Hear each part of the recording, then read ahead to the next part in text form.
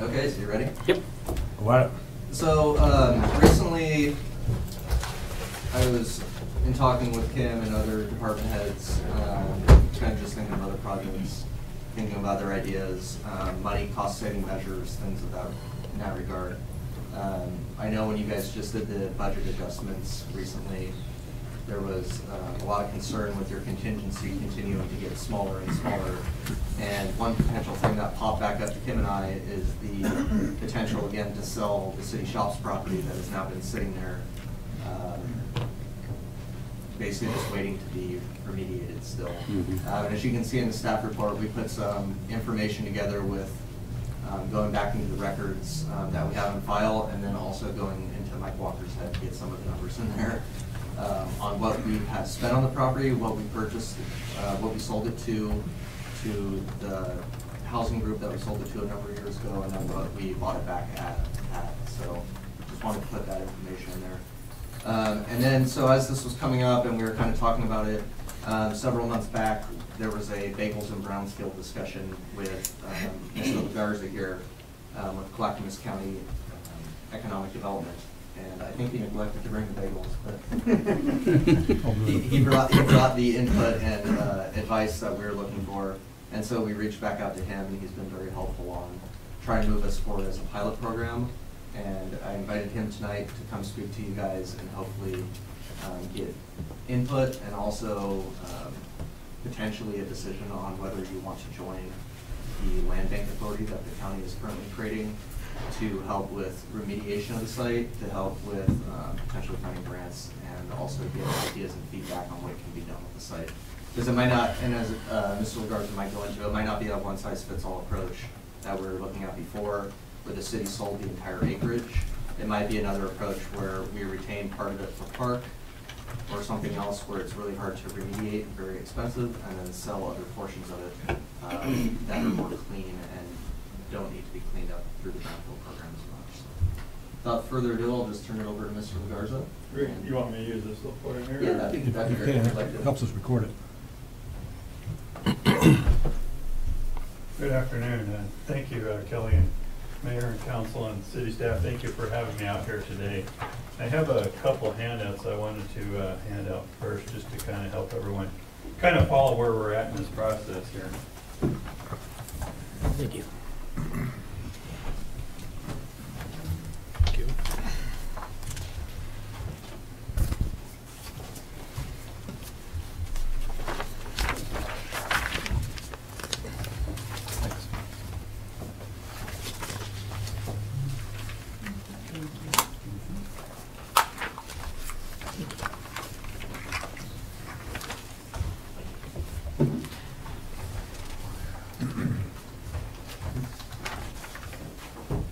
I just want to back up a little bit and kind of let you know where we're at with the county in this process. And we approached the Clackamas County commissioners back in February.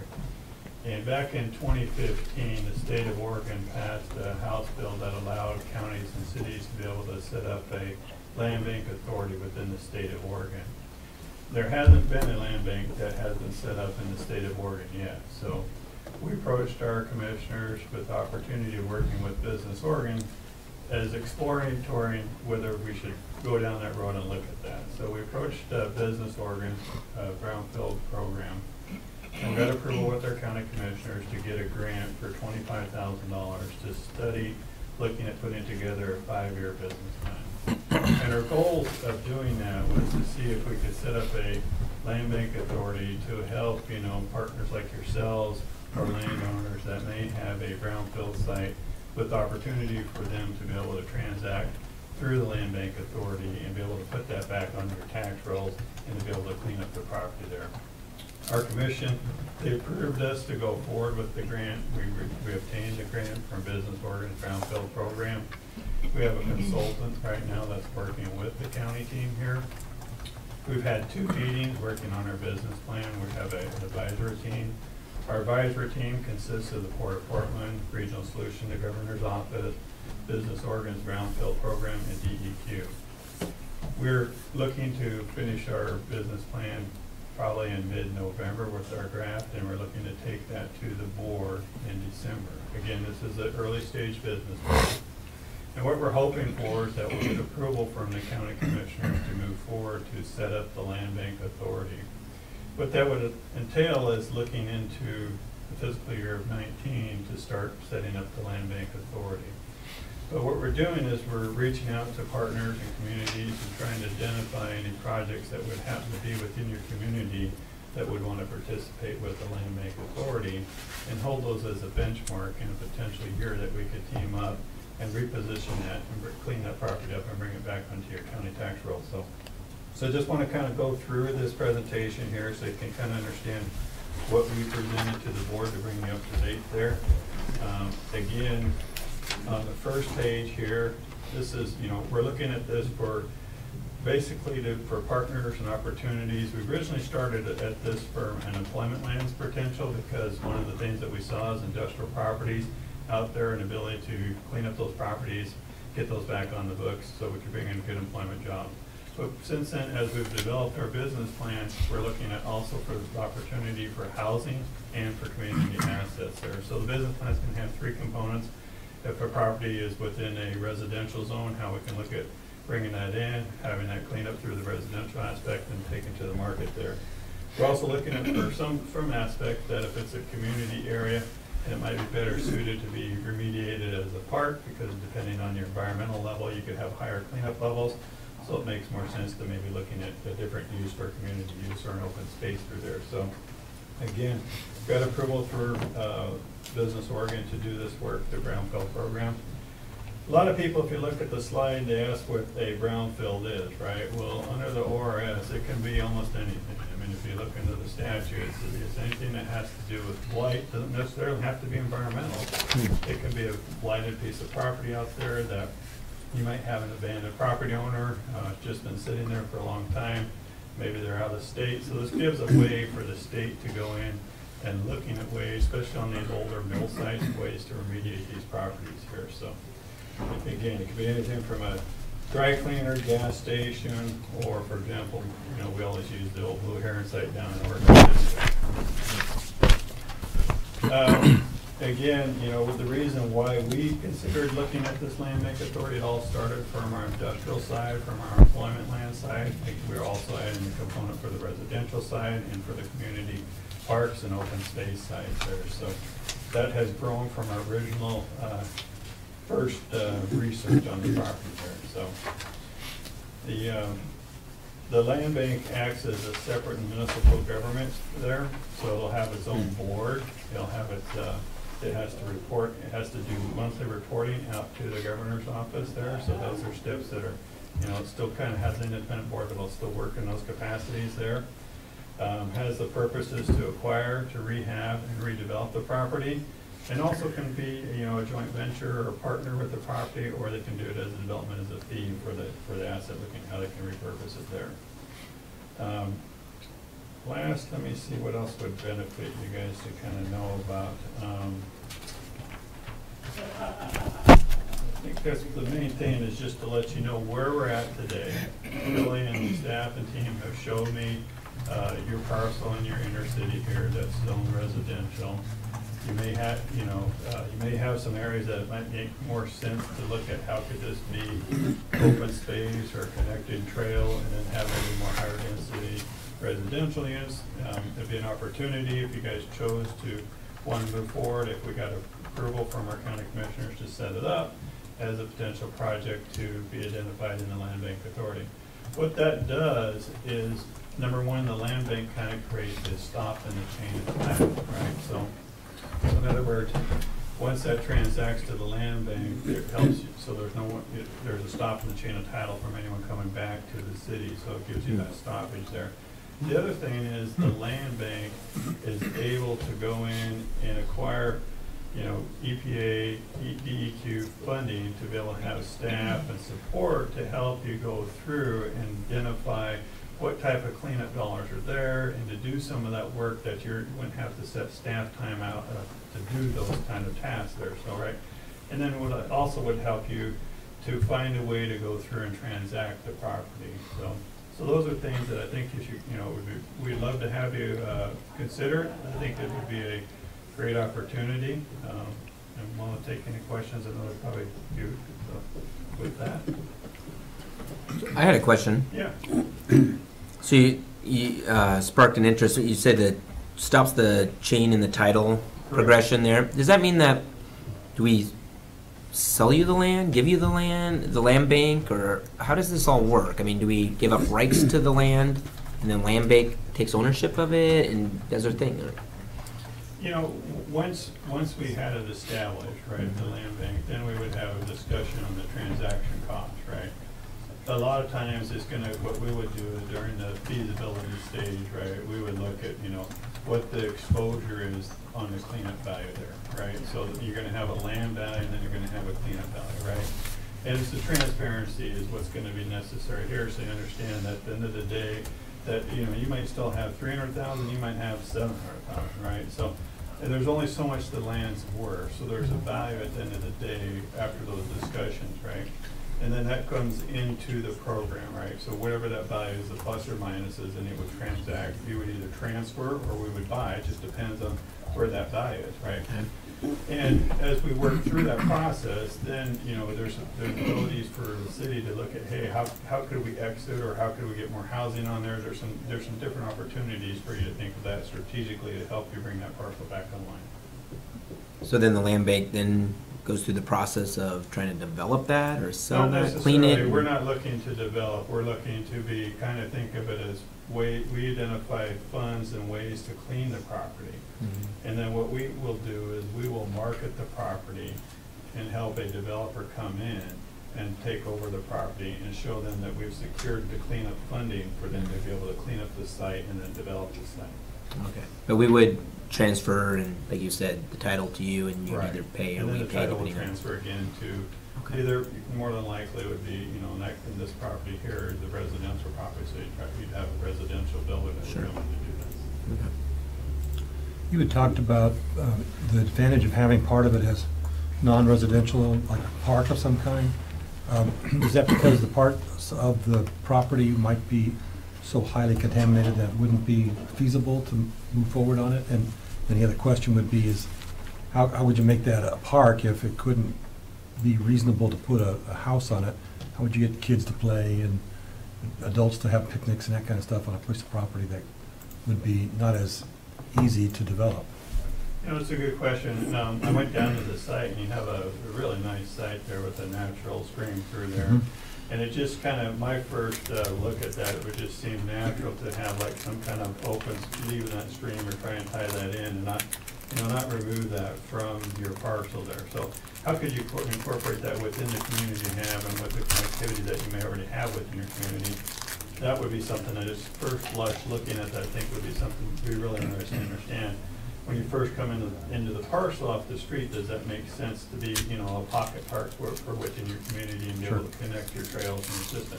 Maybe not knowing, I don't want to speculate that until we really get, environmentalists on site and a geologist to look. I don't know where we might not have a high level hazard. Okay. We might have maybe in certain areas, but to me, you'd think like you'd want to try and look at how you could incorporate that into your plan. Okay. I guess only, I have, the concern I have is, say we transfer the title, and we go through this process and the analysts come up with, say there's $700,000, for example, in remediation costs. At that point, then we've just given up the property for nothing because that's what they've come up with for remediation. Is there a process for withdrawing it out of that land bank if it isn't beneficial to the city at some point, or? Well, I think, the whole thing is going to go through the due diligence period. Mm-hmm. The whole thing is we're going to be transparent, right? So you're going to be right with us. We're going to be having those conversations and be like, how much is it going to cost to clean up? We're going to get an estimate. It's going to be, city is saying, you clean up your parcel, the estimate is X, right? You're going to have appraisal that's going to say your land is worth X dollars. Right. And so from there, we can make some intelligent decisions on how to best, exit out or what the value should be for that property, so everyone understands going in. here's the assumptions for the cleanup, here's this, you know, and you're gonna cap it, we're gonna Right. say, we're gonna cap our exposure to, you know, for your example, maybe it's $750,000 is the cap, and maybe the land's more, maybe the land's less, right? But there'll be those adjustments will be necessary to have, you know, in front, so. Well, my concern is we've had multiple evaluations done on it by different firms. Mhm. And one of them, for the firm that we had previously sold the property to, thought we needed to excavate 10 feet down the entire property and bring in all new soil. Well, obviously that was extravagant. And we'd had our own people in there look at it, and they thought there was very minimal stuff. And then after we bought it back, we had another evaluation done, and there was some hot spots in there that were missed in the first evaluation. So it sounds like some of that is subjective, and some of it is just happenstance as where you put your test holes. You know, it might come up clean, and then when they actually start digging, all of a sudden they go, whoa, this isn't. I hate to see something come back on us again, or have us end up with more exposure than what it's worth. Well, one of the benefits, look at it this way, is you won't have to put, you know, staff time working on it if we get funding, so that when we're able to sit there and we're sitting down with the staff and we're able to say, look, as we get this information, where are the areas, you know, and you might have a hot area here and a hot area. The hotter the area, the more cost to remediate. So then you can't always think that I'm gonna put residential in it, because that gets real costly, right? Right. So you have to think of what are some of those other ways that we can use that piece of property, right? So that's where, you know, working with staff and working with your team here, that's where we can make those intelligent decisions. You know, it could come out the whole site is hot, and then you'd be, well, maybe we ought to think of what could be the best community asset for that, right? Right. The best aspect, you got a shortage of housing, would be, could we find a way to get some housing on there so it's not so costly to remediate? That would be a win-win for the whole Yeah. community. But again, we'd have to go through that exercise. And the cleanup, is there grant money out there for that kind of stuff? The EPA, DEQ does have grant cleanup out there, and some of it for administration, so that would be one of the things. The land bank would go in, identify that grant money, work with DEQ, find that funding, right? And then what it does is it allows a developer that, you know, maybe a little bit more seasoned than the last developer you had to understand, here's the funding available for cleanup, or the land bank could do the cleanup and then have a blank, and what they call no further action letter, and then take that to market for a residential builder to come in and see that it's been cleaned up. You know, and community banks in Oregon understand the process, they're willing to lend on that. It's just, sometimes you're stuck, you know, where you kind of have this parcel that's kind of sitting there, and the developer not knowing what they're going to get into. And they're not going to spend the time or the money to go down that road to find out what they have to do right now. So. Well, at what point is the commitment to go one way or another necessary? Is there the evaluations done before that is made, or? No, you know, we're here to be as a partner, right? So I think it's important that as you go through that due diligence phase, that you have that conversation with your staff and say, okay, here's what we're finding out, you know, sharing your test results, you know, here's what we're seeing. Would this work for residential, would it not, you know, so having those conversations, you know. All right, thank you. I mean, again, at the end of the day is to hopefully try and remove where it's at and try and make it a better site for the community. So, my understanding this, that you guys are still getting things together to do this? Correct. So we're not, So we're we have another doing 6 a months? business plan. We've reached out to all the, you know, cities and people. You know, there's a lot of mill sites that are abandoned within, you know, Clackamas County. And that's the, you know, they've got a 100-acre site that's sitting up right in the center of their city. Within Oregon, there's 500 mill sites that have been abandoned and left over. Malala, we've got mill sites. We've been working with the city of Malala and with property owners that had the old mill sites down there too. So what we're trying to do is find folks that would be interested, whether it be cities or property owners, that would be interested in working with us and coming into the program. And it basically helps them find a way to, you know, exit their property too. is there a cap of how much you want to take on if you were to get the green light to go with the county and the state and everybody else? Yeah, so what we're doing is we're actually identifying early pilot projects. You know, we're not looking to do, you know, a great big site to start. We want to start there. We want It's not the Blue Heron then. No. Okay, well, you mentioned that. I mean, it's the No, biggest we mill site I mentioned know the of. Blue Heron because when people think of brownfield, you know, it is a brownfield Yeah. site. You know, the Willamette Locks and the other site where the paper mill over on the other side is, you know, so you have these mill sites and it's easy for people to kind of understand, but that's not the only thing a brownfield site is. I mean, you can have a dilapidated building here that has lead paint and asbestos within your community. It could be a house. I mean, the city may have, you know, it could be abandoned property owner. So those are things that we just want people to realize. Brownfield can mean a lot of different things within Oregon. Okay. I was gonna say, if you're gonna market this to the county commissioners or someone, the county had their site here on the same piece of property for many years. We shared it with them, so. Yeah, They have a little bit of responsibility, I think. they should have anyway. Should have in helping. But if you want to try a different type of pitch, that's fine. If they're willing to help out, I'm cautiously excited about it. If that's, Great, yeah. I Joe, think can you address the stop and title a little bit more? yeah, so, I think that's an important part of this. yeah. well, so- isn't that just where what happened with NHA wouldn't happen again? They couldn't come back to us? Is that Yeah, what the I'll title let John stoppage kind of is? Elaborate a little. He Okay. knows a little bit more than I do about it, but.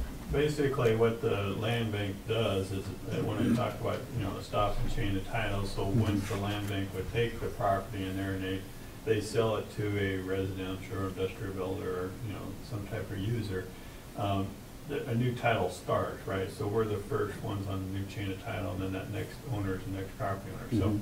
what the Oregon statute does is it doesn't allow them to penetrate back through that. So, Mhm. so the land bank takes on that responsibility, or has to have that insurance for whatever property they're gonna be transacting to make sure it's clean and for, you know, so it helps a city or a property owner to say, here's my, you know, for us to have that negotiation over here to say, okay, here's what we figure that exposure is, here's what we're gonna do for that to move it through and clean it up for you. And then we're gonna take the risk on selling it and moving it down through the chain here, Mhm. so that's what it helps for. It helps indemnify the city then. Yeah, it does. Yeah, and so I guess the real important thing from my end, from looking at this from like a legal protection side of things, I'm guessing David Dukeman will agree with this. We could all different fight him, but one of the problems that you could face also is that, like with Northwest Housing Association, we got off fairly easy in the sense that they sold it back Mhm. before doing all the grading and digging. So if we had gotten to that and they would have spent several $100,000, then I think there would have been more. We could have been on the hook as far for as- that too. Exactly, because of things that weren't discovered or disclosed. So I think getting that stop, just from my reading on it too, is a pretty important piece of this whole thing.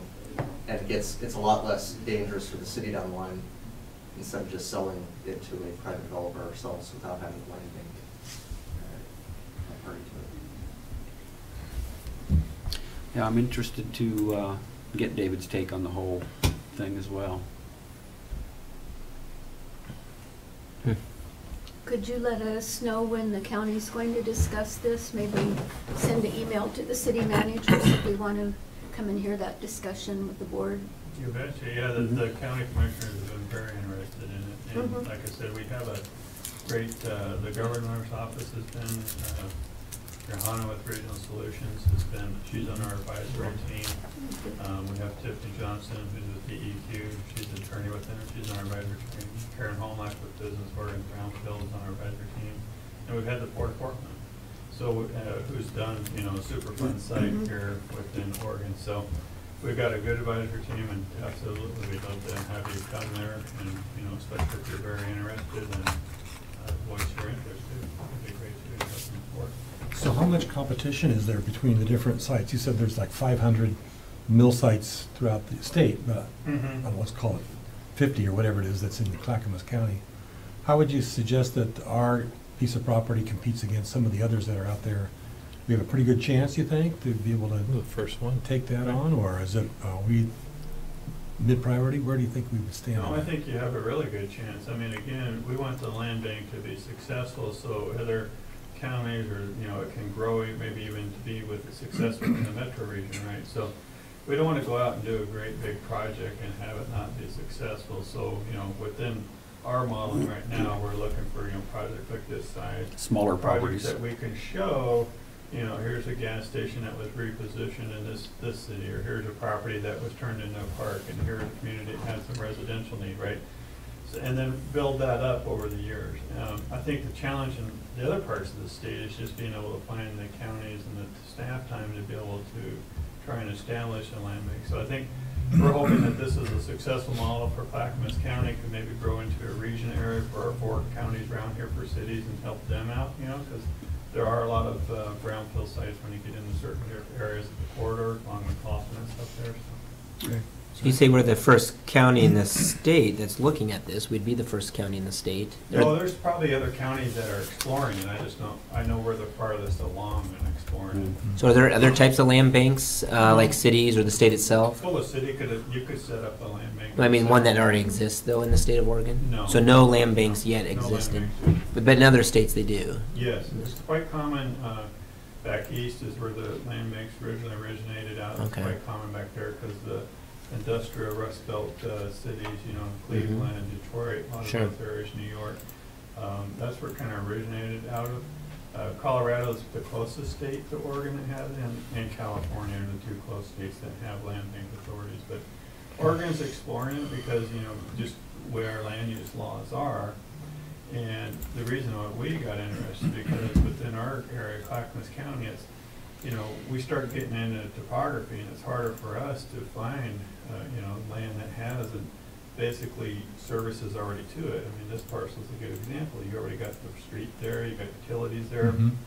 And how can we look at that as a potential way to acquire land and reposition it to a better use within the community? So that's where it became of interest to us. Good, good. You said it was, the one other question I've got, you said it's a business plan. Yes. So how does the Land Bank Authority end up being successful itself?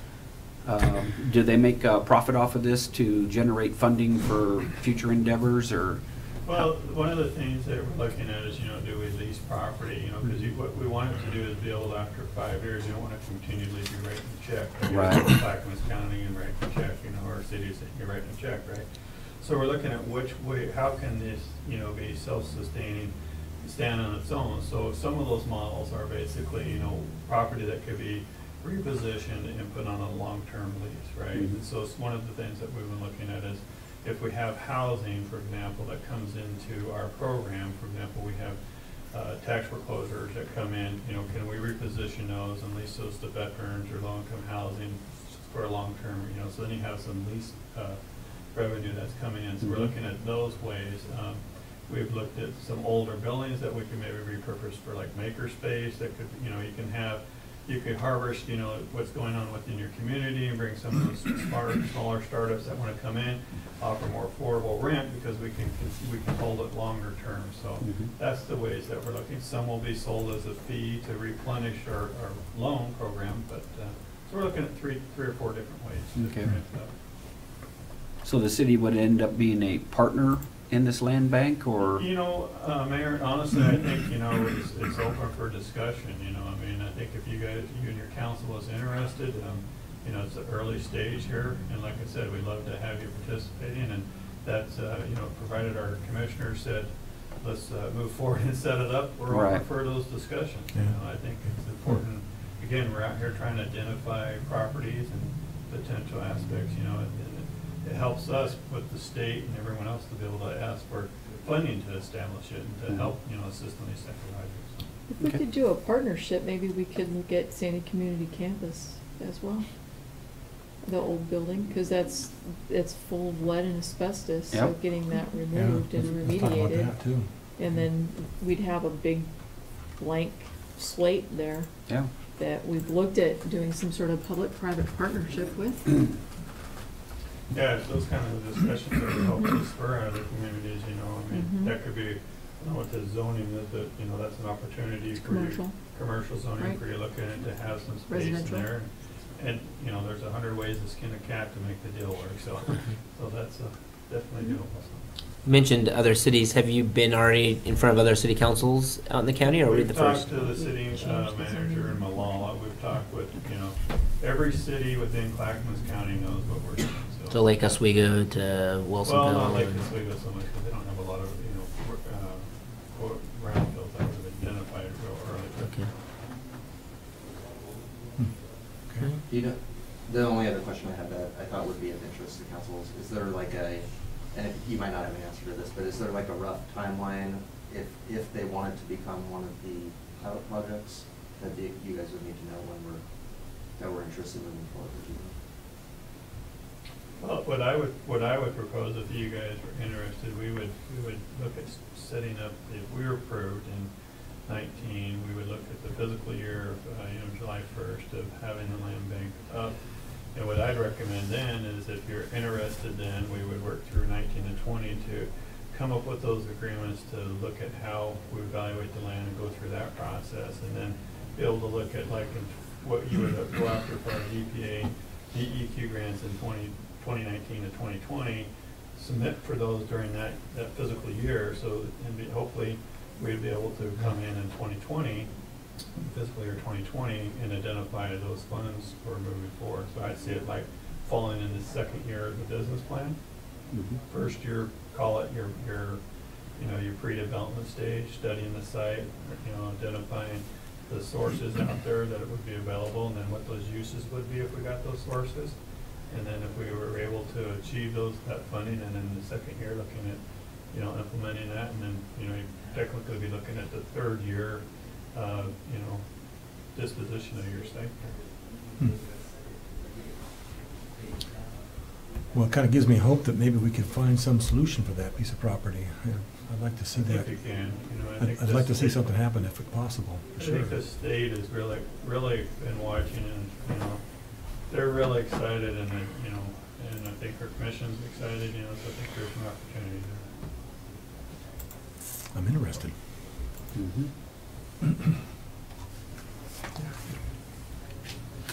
Great. So is there something we need to do to start the process of making? Oh, I got your sale transaction. Yes. Well, I thought, yeah. Nothing, it's just information. Don't mind, at won't this count. time. I think you guys can, talk to Kim and Kelly and let them know your thoughts, and they can let me know. I just appreciate your time, and again, we're here trying to find a way to find underutilized land and help the, cities, and you guys are our partners, this is what we should be doing. There's different ways we can help bring underutilized parcels and get them, back onto use. Well, no, speaking for myself, I'm interested in participating in this, but definitely want to go in eyes wide open and know what we're getting into, so. You're not the only one. Mayor, is there any kind of an agreement or anything legal could start looking at now? I or- think what I would recommend is let's see where council falls in December, January there. And then, if they agree that we could go ahead and set it up, then we could start those Start the discussions. process then. Yeah. Okay, great. I think if we know you're interested, and I think we can put it in as a placeholder, and, I think that's enough for it right now, and it'll definitely help out. Okay, Great. Yep. And if you can just send Kim and I the meeting dates, what Yeah, yeah. so we can forward it. Absolutely. okay, thank you. All right. Thank you very much. Thank you. Thank you. It's a great idea, too. Interesting idea.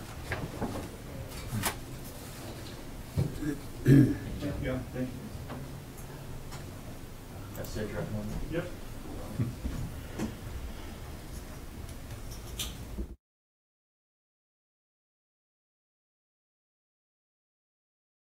Okay. So we close this one and then open back up at 7. Yep. Motion. Just go get some cookies. I don't care what you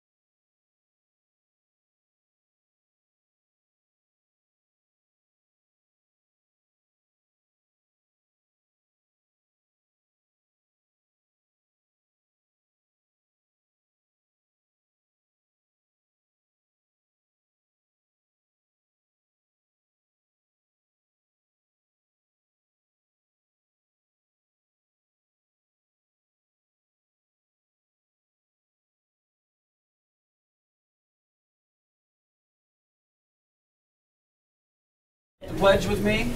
I pledge allegiance to the flag of the United States of America and to the republic for which it stands, one nation, under God, indivisible, with liberty and justice for all.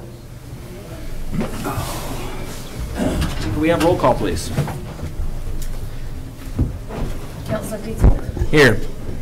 Councilor Horsfall. Here. Councilor Hamlin. Present. Councilor Lee. Here? Councilor Exner. Here. Councilor Kulik. Absent. Mayor King. Here. Are there any changes to the agenda this evening? No, Mayor, there are not. Okay. We'll let the crowd filter in.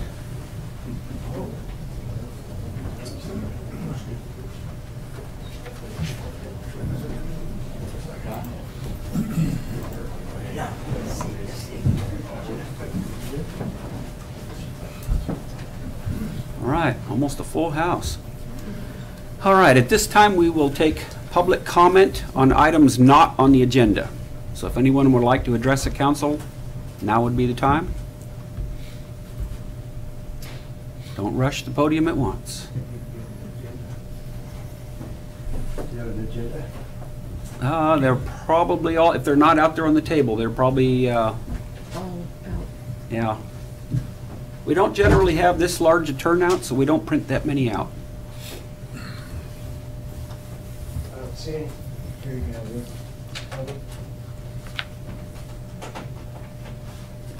Thank you. Yep. Okay, well, next up then is a presentation by the Sandy Watershed. Thank you, Mayor King, City Council. My name is Steve Wise. I'm Executive Director of the Sandy River Watershed Council, and this is in part an opportunity to give you an annual update to fulfill our state requirement with the Oregon Watershed and Hampton Board, since the City of Sandy is our authorizing jurisdiction. But it's also the year after we published our State of the Sandy review, so it's based on that review, and I fortunately brought 6 copies of the entire report that I'll leave for the council. Carl's already got one. I do. He's a member of our council as well. But just to refresh your memory, the Sandy River Watershed Council, we're the Sandy River Basin Watershed Council until last year, but in the honor of our 20th anniversary, we dropped part of our name and slimmed down to the Sandy River Watershed Council. But our mission is to protect and restore the natural, cultural, and historic resources of the basin, so we work from Timberline to Troutdale on restoration, conservation, and community engagement. The state of the Sandy, in terms of our OWEB reporting, I just want to let you know what our funding situation is. In 2017, we were running in black with about $600,000 of expenses. This year, we are running ahead of that, both in terms of expenses and income, and heading toward about $1 million in operating costs because we're doing more bigger projects that I'll talk a little bit more about. But in terms of our fiscal management, we are solvent. We are relatively successful in having some success in raising funds. And the most important part of both of these is that while typically we've been reliant upon government grants, we've had a lot more private funding from foundations and other private sources in the last couple of years, which gives us a better balance and resiliency in terms of our funding. The state of Sandy, as I said, we did a report last year on the 10th anniversary of the removal of dams from the Sandy River. We wanted to look at the effective dam removal, the restoration activity that's going on since then by ourselves and other partners, the status of wild fish, since that's been the target of the restoration, and all the salmon on the Sandy are still listed as threatened, and then the community aspects and the social aspects of what's happening.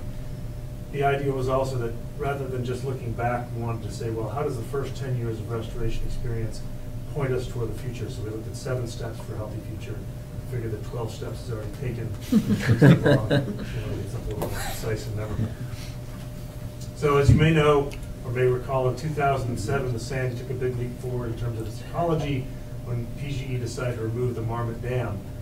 People weren't sure quite what was going to happen to the river, or how long the million yards of material that was stored up behind that dam was going to take to clear out.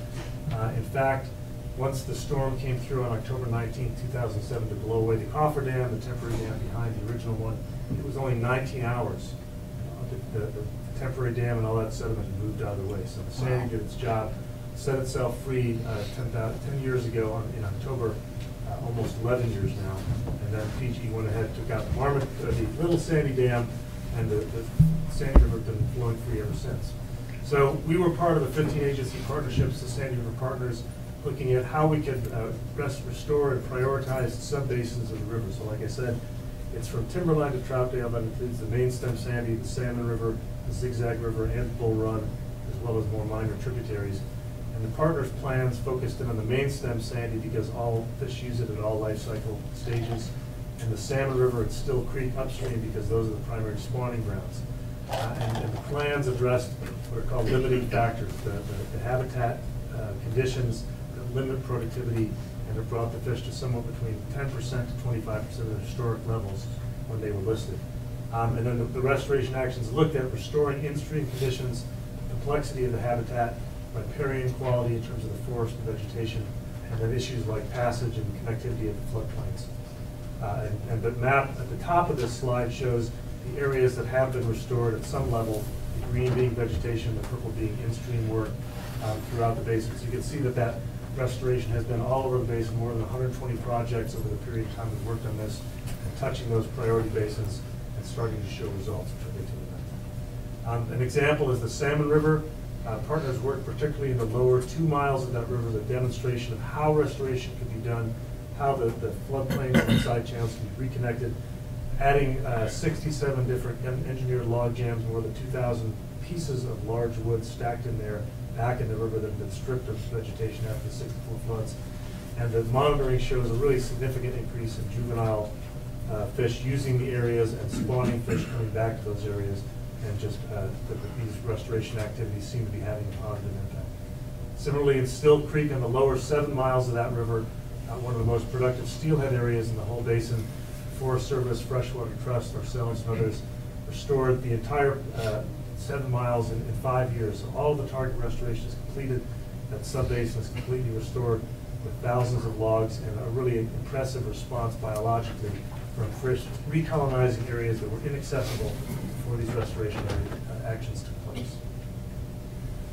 In terms of the biological response and the community learning, this is an example of a project that we did on the main stem Sandy near Timberline Rim, so upstream of Brightwood, a floodplain that had been conserved by the Columbia Land Trust, and that is just upstream of 500 houses. So flooding and the channel migration of the Sandy makes infrastructure, houses, bridges, and things like that vulnerable. We were looking to show how restoration not only restores habitat, but can absorb some of that river energy and spread it out across the floodplains. So we put these log jams in. We reconnected about a 1/4 mile of side channel and 30 acres of floodplain area, and came back a month later looking with a tour of the neighbors and saw juvenile fish in the pools. So success at the initial stages of that. As we've gone back, even after last year's significant flood in October 2017, we've gone back in and that habitat is reforming itself, and we continue to see juvenile fish using the pools, using the areas. Even this weekend I was out there with Columbia Land Trust, and we saw fish in the lower end of that channel, even though the water can't get in there from the top. So they're snuck at the bottom, they're waiting for the waters to rise again and using this habitat. It's something we see all over. The neighborhood has seen that this is what restoration looked like, this is what is possible. These are the steps we can take to make the river healthier for fish as well as for people. So I went to a workshop when I first started this job 8 years ago with the Bonneville Power Environmental Foundation, and they said, how can watershed councils look at the effectiveness of our work? And the answer was, fish, don't go there, it's too complicated. The fish biology and fish responses are determined by more factors than the habitat restoration can do. But since this whole effort was oriented toward restoring wild fish in the Sandy, we couldn't help but look. And we got these data from the state. The red lines are annual population fluctuations, the blue lines are 10-year averages. And so what we're looking for is consistent change over time, and that's where the 10-year average, they say, biologists tell us, is really the important indicator. So we were very pleased, somewhat surprised and excited when we saw that you see the trends on 3 of these fish. So for spring chinook, winter steelhead, and coho, the trend seems to be upward, that there's a response in association with the restoration activities where our fish populations are rebounding. The unfortunate story and the question it throws at us is, what's the problem with fall chinook? Fall chinook numbers do not appear to be responding the same way. Is there something missing from our restoration work? Is there more that we can do? Are there places we should be doing work? Or there's some other factor at play that we don't know about? And the 2 answers we've gotten so far, the state biologists tell us it may be accounting error. It's harder to see and count the fall Chinook, so that the numbers may be below the actual estimates. So it could be as error of science and monitoring. The other answer could be that it's harvest pressure, because harvest management on the Columbia is oriented toward catching fall Chinook, which on the Columbia are the most plentiful threatened salmon, but in the Sandy it might be intercepting more of the fall Chinook than the others. We don't know. But the good news is that we know that there's something different, and we can ask that question as we plan the next 10 years of work, and focus in part on how we can improve that as well. The second part of the Sandy, it's really interesting because a lot of federal agencies and public agencies are involved in the partnership. We're able to track where the outgoing juvenile fish, or the smolts, come from. So every year on the Sandy and its tributaries, 11 different fish traps are set. These large rotating conical smolt traps that measure how many fish are leaving each part of the river. And what we see there is good news in terms of our priorities. The green is the Salmon River, and the lighter blue is Still Creek. So those are our priorities, and those are giving us more than half of the outgoing coho and about a third or more of the outgoing steelhead. These data also give us another set of interesting questions, particularly in the steelhead. You can see that dark blue is the Bull Run, and the orange little slice of the pie is the Little Sandy, which is a tributary of the Bull Run. So more than half of the juvenile steelhead we have measured appear to be coming out of the Bull Run, which remains dammed, right? The city of Sandy is now getting drinking water from the Bull Run. The Portland metro area gets water from the Bull Run, and yet with only about 4 miles of habitat accessible, maybe 5 or 6 with the Little Sandy, half the steelhead seem to be coming out of there. They may not be born there, but that's really important habitat, so we've got to look at the meaning of these things and see how this refocuses our work for the next 10 years. Again, because the Sandy is a beloved place for recreation, it's the source of more than 100 different water supplies, including the Bull Run.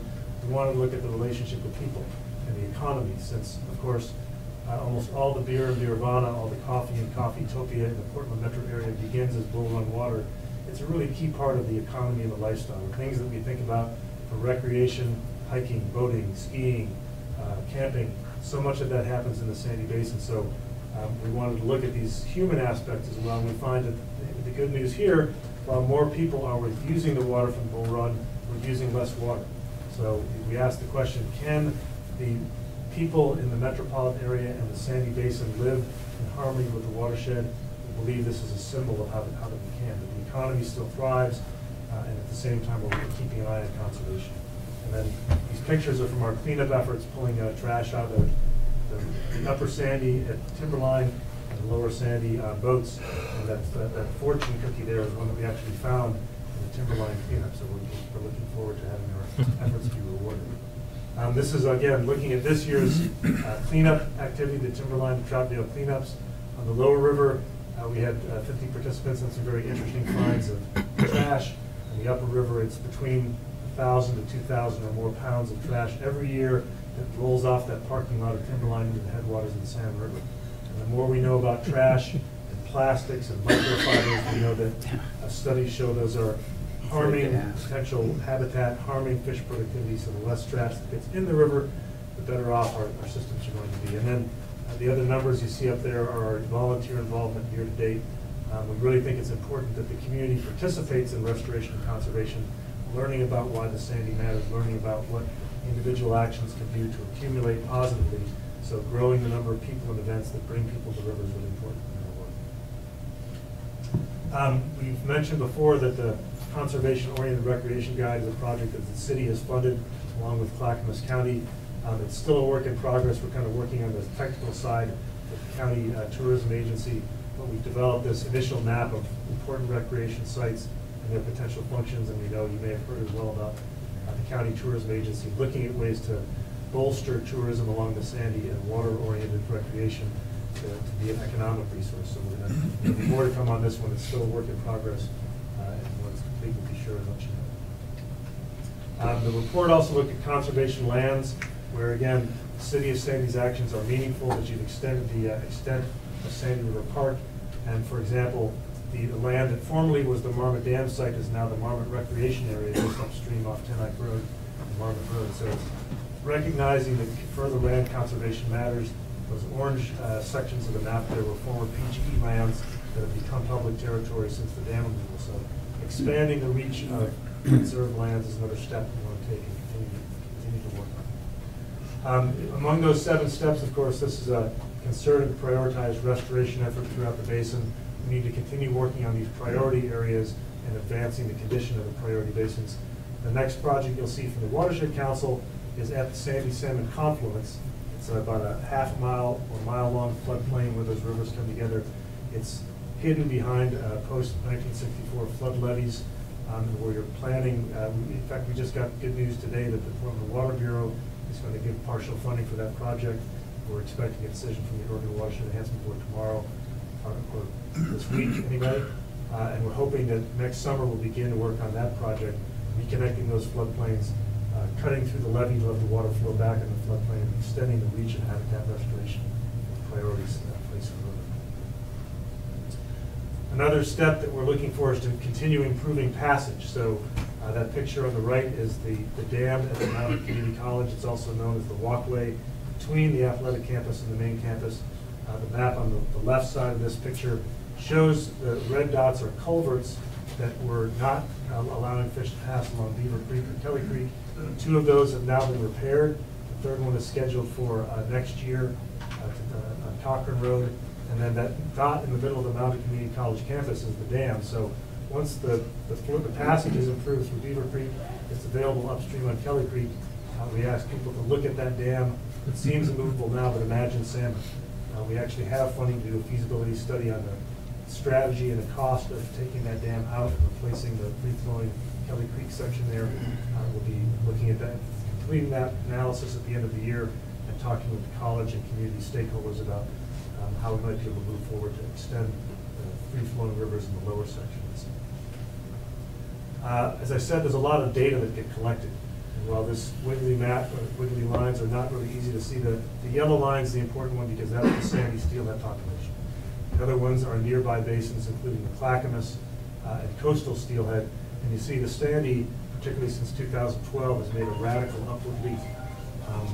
The biologists from the state tell us that this really is a significant difference, that while other rivers, the Clackamas in particular, are seeing some growth in the populations, the combination of dam removal and a free-flowing river and this concerted, prioritized restoration are really making a difference. Steelhead and the sandy now represent something like 3.5 times the population that were there when the dams were removed. So remarkable progress of 10 years. It's only 2.5 fish generations, and the population of steelhead, at least for now, is 3.5 times what it was. So it's a good example for other rivers. It's a good example to compare with what the success strategies are and try and translate those. As in most places, the populations within the basin are rising, so we have to recognize that urban impacts can affect water quality. The first place we're doing that is at the Mountain Community College campus, where our office is. We did a study looking at how we can retrofit that campus, and Commissioner Exner has talked to us about how this might be relevant to the work that the city would like to do at the Aquatic Center and other places. We identified 24 different projects to change parking lots, put in bioswales, green roofs, water harvesting.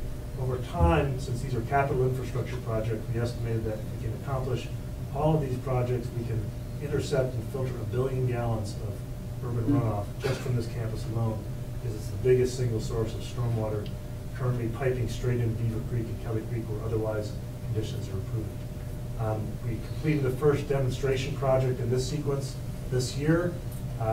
We are having a tour, if you are curious about how these things work and what they look like, on the 26th. It's a Friday from 5 to 6. We're going to be planting the areas that were depaved. We pulled up the pavement with volunteers. 120 people came out and revealed the dirt around trees beneath 7 parking places. And then, again, as an example of what even this relatively small project can do, we only affected about 1% of the parking spaces on the entire campus. But each year, this work will intercept and filter 2 million gallons of runoff. If you multiply that over the capital life of the project, you get an entire year's runoff from the campus that is no longer going dirty and unfiltered in the creek. So each of these steps has a major impact when you look at it over time. The other thing that's happened on campus that's important is that there's a new president there. Your neighbor, I understand, Lisa Scari, who may have come introduce herself to council. So she's got the chance to run with this, and we're looking forward to working with her on advancing the project. It's also something that we, again, feel as a demonstration. These things are supposed to be part of the community's learning and education. So having volunteers come in, having other businesses and property managers look at how to do this is really important. We see this as an example to be followed by others. Another important seventh of the 7 steps is dealing with climate change. There's no question that climate change is going to affect snowpack. We had a workshop with the state's assistant climatologist last year, and she said stream flow is the real key indicator for the health of rivers, but snowpack is the smoking gun. So these are statewide snowpack maps from February 27th over the last 8 years. Sandy is the little small dot in the middle at the top of those maps, and you can see that only 2 of those 8 years are approaching the historic average of snowpack. So when we see that the snowpack is changing, we know that the water cycle and the cycles of precipitation are changing. That will affect the rivers and their health. Another analysis that looked at this was the Clackamas County Erosion Mitigation Study, and it looked at the snow zones. So it's a little complicated to see, but the white is predominantly snow precipitation areas. Blue is a mix of snow and rain, and the green is predominantly rainfall. These are the maps on the right. So you can see the map at the top is current. About a third of the basin would be predominantly snowfall. Most of the basin is mixed rain and snow, and only a little bit at the very lower end is green, where all the rainfall comes as rain, all the precipitation comes as rain. In the future, by 2050 or 2080, that snow zone moves way, way, way, way up. So the glaciers are already melting, but the snow zone itself is changing, and that will change when the water comes, how it comes, along with increasing storms and storm intensity. That will change the behavior of the river. We can't control that, but we can try to adapt what we do and make it more resilient so that the conditions of climate change won't too badly affect the fish and the health of the river. The other thing that's important here is that those more intensive storms can cause further havoc with the houses and the water systems and the sewer systems that are along the river. The county study indicated there are at least 450 houses at immediate risk in the hazard zone along the riverbank. So you have to look at how that climate change and risk go hand in hand. But as I said before, our shadow motto at the council is deliver all good news all the time, because it's contrary and the world needs that. So we're working on climate adaptation. We had some funding from the Wildlife Conservation Society and have started planting what we call climate adaptive plants. So mixing in things like madrone and pine trees that wouldn't necessarily grow in this climate zone, but grow nearby, either in drier parts of the gorge, drier parts of the Willamette Valley, so that as the climate changes, as we get into drier dries, hotter hots, longer summers, the plants and the forests, this is down at the Sandy River Delta, have a better chance of adapting along with them. So we're doing what we can to increase resiliency and cope with these issues as much as we can while we do our restoration work and engage the public on what this all is. We've also learned very recently that the EPA has designated the Sandy as a cold water refuge. That means that the flow of the Sandy is cooler at the hottest time of year than the Columbia itself, which means that when Columbia fish are coming back in the summertime and saying, oh my God, it's just too hot in here, they want to get out of Columbia and they want to find a place to cool off. They may be using the Sandy. And so even not just the fish that spawn in the Sandy, but Columbia migrating wild fish might use the Sandy for that. So thinking about ways to preserve that cold water value, the Columbia River Intertribal Fish Commission has done a study that shows you can kind of buy back some of the anticipated increase in stream temperature by doing intensive plantings and restoration. So it's a good example. Also, again, an opportunity if you want to know more about this or participate in the discussion. We're having a workshop on the 13th of November at the Mountain Community College Town and Gown Room from 9 to 1, talking about what our work is doing, what the EPA's Cold Water Refuge program means, and how we can work with others in the basin to continue to keep the river as a cold water refuge for the rest of the country. Again, another of the 7 steps was recognizing that while our restoration work, because of the connection with OWEB, is pointed at wild fish, that's not all that matters. In fact, there are 44 rare, threatened, and endangered species of plants, animals, birds, the lamprey, amphibians, the western painted turtle. All these animals depend as much on the Sandy as the fish. And the fact that we have a connected living corridor from the top of the mountain all the way to Columbia and out to the sea and up to the gorge and back, this is what animals need. So we're looking at how our work can not only impact positive habitat for fish, but looking at things like the rare threatened yellow-billed cuckoo, turtles, lampreys, and so on, so that it's more versatile throughout the wildlife system. And then again, going back to the issue of people, that we call Sandy a leader in the fellowship of the undammed. There are now 1,100 rivers nationwide that have experienced dam removal. Only a couple of dozen as large and significant as the ones that came off of Sandy. But it's really important that people understand why the Sandy matters, that the entire resident population and visitor population have some notion of what's going on here and what the essential ecological and cultural qualities of this river mean for our region, so that the more people we get involved, the more effective that message will be, the more people will buy into it and hopefully support our restoration of it. So this is an example of a student planting at the Sandy Delta. We have 6 schools, more than 200 students and teachers and parents participating, raising awareness and restoring the forest down there at the Sandy Delta together. Our numbers are growing. This year in 2018, we're already 600 more people than this involved, and about at least 10 more events so far, with a few more to go in the year. So we're continuing to grow our impact, grow the involvement, bring the public into this to build a long-term stewardship core, and continue to take care of and value the same. So we think things are going all right. We've got more work to do, and we appreciate the city's interest and support, continued sponsorship of our work. If you have questions,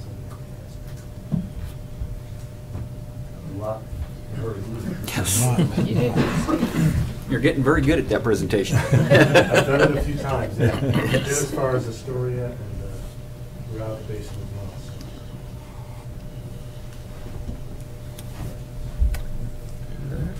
So I had one, and I brought this up, I think, in a separate meeting as well, too. We have the Clackamas River Watershed. I'm looking at you because you probably know the name of the group. But they had like a cleanup stations positioned at trailheads. And I was wondering if that's something that the Sandy River Watershed might be able to consider as well, too. We're talking about that, yeah. I think they have bags that they are passed out at places where people get on the river. And they encourage people to take a trash bag, it's just a mesh bag with a drawstring, and then places that are common places to get off the river, you can drop those bags off.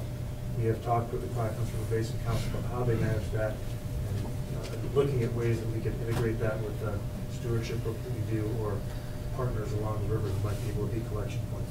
It's a good idea that we only at this point have the staff capacity and organizational energy to get out twice a year so far.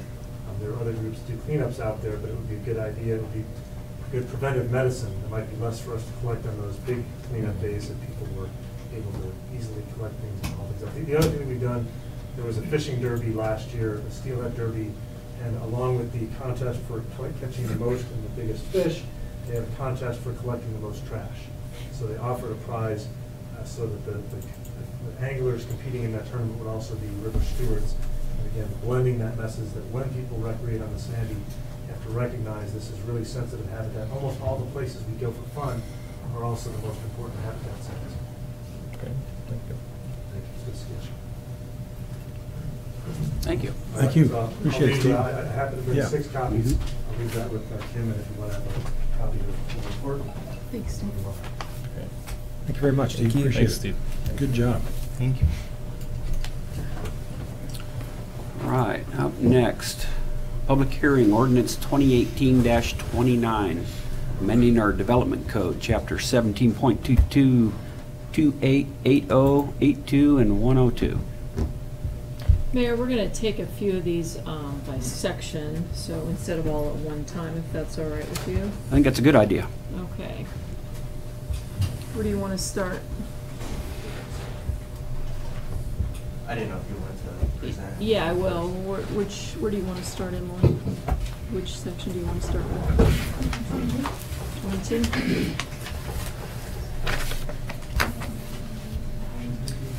So, One moment, David, do I need to read? Leslie. In a minute. Is there a legislative script up Yep, there? yep. Yes, read the legislative script. Okay, that's what I thought.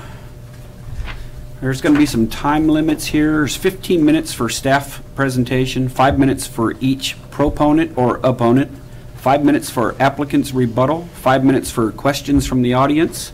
I'm going to open the public hearing at 7:29. It is, oh gosh, where's our number here? 18-039.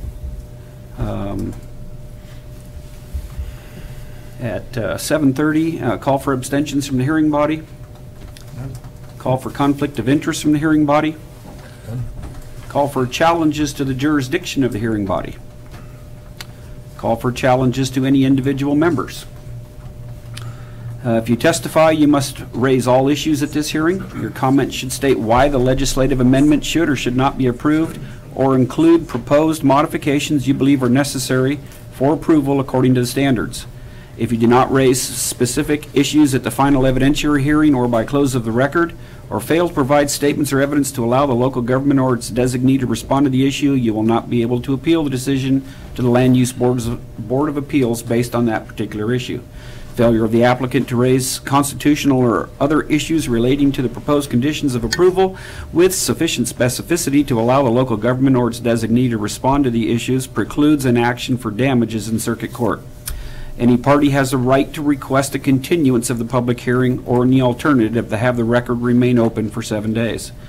Call for the staff report then. So a lot of 1722 is housekeeping in nature. It talks about noticing, and a lot of it just said hearing instead of like quasi-judicial, things of that nature. There's some other changes that Emily will get into.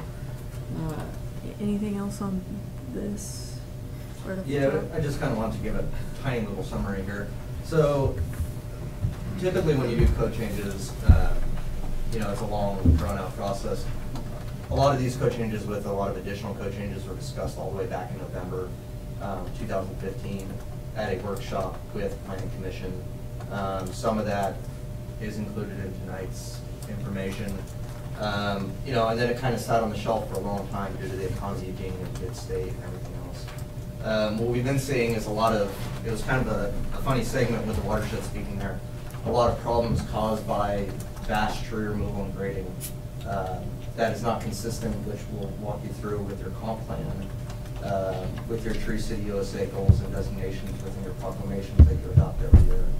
And then also just not in concert or in connection with some of the goals or ideas that I've heard from being here for 8 years that City Council over that time has expressed to staff. As you'll remember, 4 or 5 years ago, we had a big tree removal by the Tickle Creek Trail, and there was a lot of disappointment, and it unfortunately impacted the watershed with runoff, and it also impacted that area just as far as beautification when you're using the trail. So one of the goals today, and I'm sure it's why a lot of the people are in attendance tonight, is on the urban forestry section 17102. A lot of the code changes that are being proposed throughout the document have been looked at in the past, maybe not to the full extent that they are presented tonight. But we basically brought them to the Planning Commission at a public hearing, opened the hearing, and then moved forward with their recommendation tonight. And I'm just going to add too, as far as the tree removal sections, staff's really looking for a lot of guidance here. No matter which direction they're going, they feel like they're kind of trapped in the middle. They're trying to look out for the person buying a home or having a home that ends up with a mitigation tree in their yard that they don't want.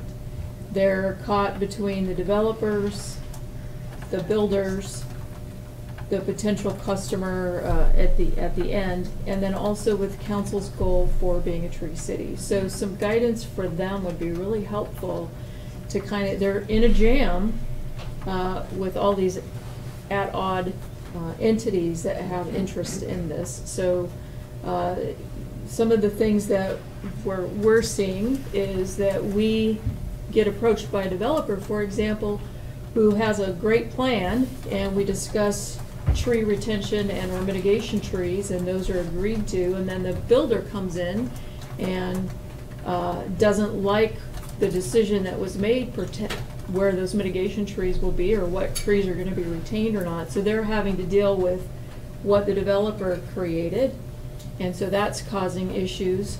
A lot of the variances that we're getting are for tree removal or not for mitigation. And these ordinances, some of these are, what, 20 years old? 16 that staff's trying to meet through. Some of them don't work, and so staff has made an attempt here to try to address the issues that they're seeing on their end and mitigate those. A lot of the requests are for variances. Kelly's got some suggestions on how we can avoid having to go that route, and also on how homeowners don't get stuck with mitigation trees in their yard that end up being 60-foot firs next to their homes. So this is kind of what spurred this whole change to the ordinances that is before you right now. This is kind of some of the backstory. Yeah, so we have a short little PowerPoint to just walk through here, Oh, if yeah. you want to go to that. Are we gonna talk about trees first? I thought you were talking about 1722. Sorry, I'm out of order, but you said we were talking about We're gonna go through the PowerPoint, I think that will explain it all. Okay, well, let's go through the PowerPoint and see where we're at here. I have another point of question. If you're gonna divide the hearing into like 6 hearings, because there's 6 sections of code, do we get 5 minutes for each section that's talked about? Because it looks like you're gonna discuss them separately. They said they were gonna start out with 1722 notices and said there's probably no issue here. There is issue there. And now we're all of a sudden into a PowerPoint and it's probably mostly about forestry. I think we should run them in order, and I think the public should be allowed 5 minutes to testify for each section of the code, not 5 minutes for the total. I understand your point, but I think we're going to hear the PowerPoint first, and then we'll figure out how we're going to do this. Yeah, so a lot of these code changes I don't think are gonna be very contentious. And just to let you know, the city attorney's office did look through all the code changes with us. And these have been approved by planning commission. Forwarded as recommended. Yeah. You want to just walk through it? Yeah, we could. And can I have another point of order? Actually, I think right Can I have a point now, of order, Can though? you right just now, we're wait actually till we doing the start the presentation. During the public comment, but I didn't think it was appropriate. Well, it's not appropriate at the public comment, and it's not appropriate now. public comment yet. I think This it's is a appropriate now presentation. Because the meeting is already out of order. That's because of you, Dale, I'm sorry. That's fine. Anyways, Okay, so starting with chapter 1722 notices. So most of these changes here were changes that David added in terms of legal language. The main, I think, substantive changes that staff added are under 1722-10B. We increased the noticing distance for type 2 quasi-judicial notices from property owners of property within 200 feet to owners within 300 feet. And then for type 3 quasi-judicial, we increased from 300 feet to 500 feet. So that's really the main change. Planning Commission did ask that we add the clause under 1722-10E about additional notice that we could provide at director's discretion. That's under the other types of notice as well. So we just added that to that one as well. yeah, and the main change for this is we've received a lot of input from citizens saying that the noticing distance is not adequate. So I don't know if there's any questions on that. Yeah, and we'll stop here and then ask for any comments from the audience on what is just presented so far. Name and address, please. My name's Dale Holt. I live at 39711 Southeast Algier, Sandy, Oregon. I own a property at 39660 Pleasant Avenue, Sandy, Oregon. And since you're going to talk about notices first, we could probably all go home because notice for this hearing was not made legally. There's a ballot measure called Ballot Measure 56. I don't know if you're aware of it or not. It turned into ORS 227, and it talks about noticing of a hearing. And it's interesting that we're going to talk about that tonight. We're going to change a code that affects property owners in the city. We're going to change distances from 300 feet and 500 feet. We're going to increase those distances. But there wasn't any public notice. And the notice is found under 1722-30 under subsection B. And if I can read that to the public, it says, notice shall be sent by mail at least 20 days, but not more than 40 days, prior to the first evidentiary hearing to the owners of property if the proposed action would rezone the property according to ORS 227. Notice that rezone is in quotes. You can look it up. I'm going to read to you ORS 227, subsection 9. This is about notice to the property owners. For the purpose of this section, property is rezoned when the city, A, changes the base zone classification of a property. Okay, that's pretty simple. Yep. B says adopts or amends any ordinance in a manner that limits or prohibits land uses previously allowed in that zone. So when you change the code and say it's now 300 feet or it's 500 feet, you have to notify all the affected property owners. And just this one hearing is the entire city.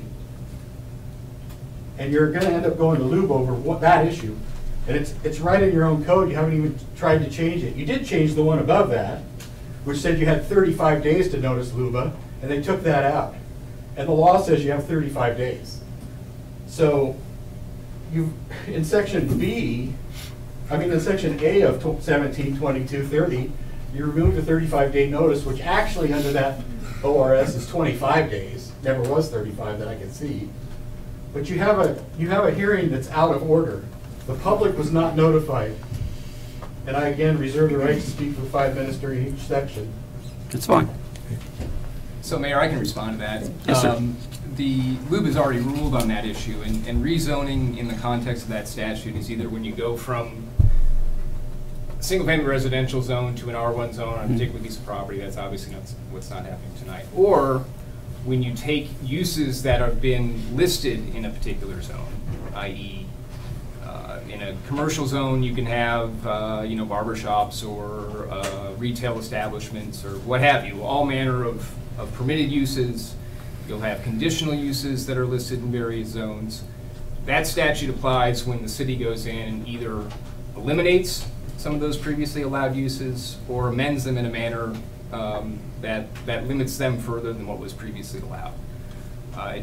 LUBA has looked at this, the Attorney General has written an opinion on this, and it doesn't apply to certainly notice provisions, but also, for instance, like the forestry section of your code, where there are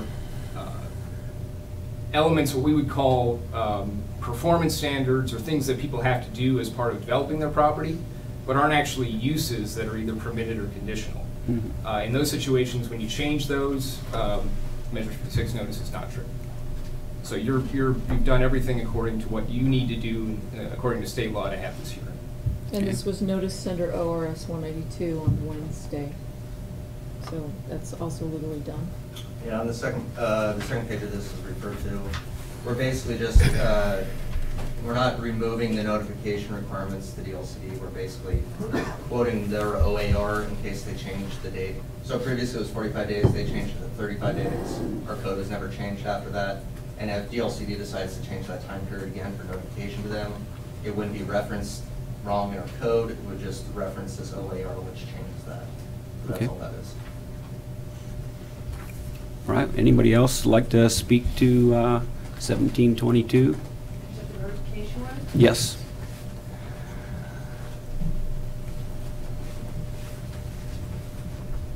Kathleen Walker, 15920 Southeast Bluff Road.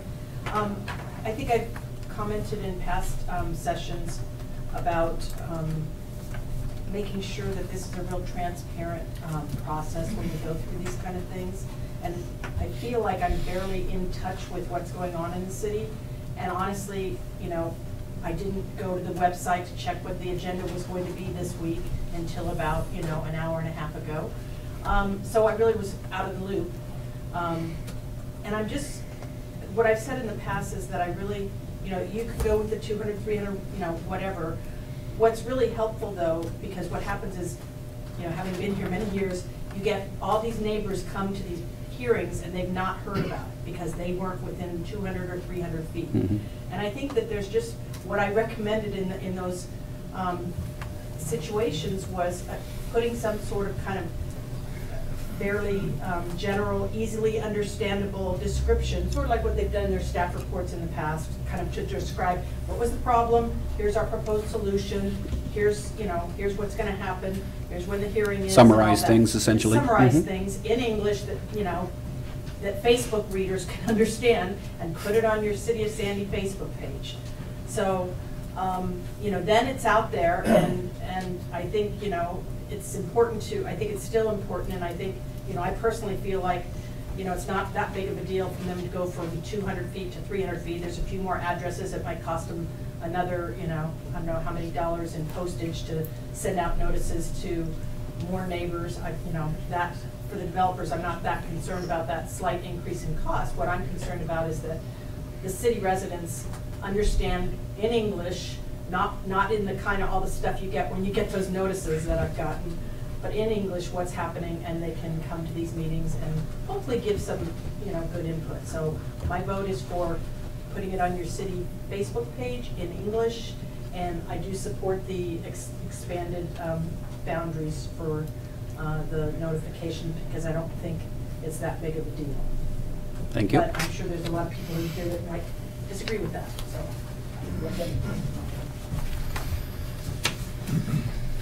I wish I could talk like Steve, but that's not going to happen. I guess I'm out of order too. But since she brought the subject up, Name and address for the record. My name is Tom Worth, but you may have all received my letter that I sent you via email. Need your address too, Tom, please. Sure, 26951 Southeast Forester Road in Boring, in Oregon. And it just seems kind of ironic to me that we're increasing the noticing distance from 200 to 300 and from 300 to 500 for land use applicants, but the city is not sending out notices to affected people. Transparency in the decision-making process is a critical component of the comprehensive plan. And to her point, I made copies of what the city of Portland sends out to affected landowners. And you can, this is a personal one for one of my properties, so you can disregard. Yeah. Inside, it asks the question, how can I learn more? Online, in person, phone and email, how can I provide feedback and decision makers? You see here on the third page, they have 6 different dates where citizens can go in and find out about what's going to occur on their property. What kind of trees, for instance, are going to be required or feed in lieu of trees is going to be required. So I took this opportunity to speak up. It's out of my sequence, but to follow along with the others. So I've got that to say. Thank you. Thank you. Anyone else?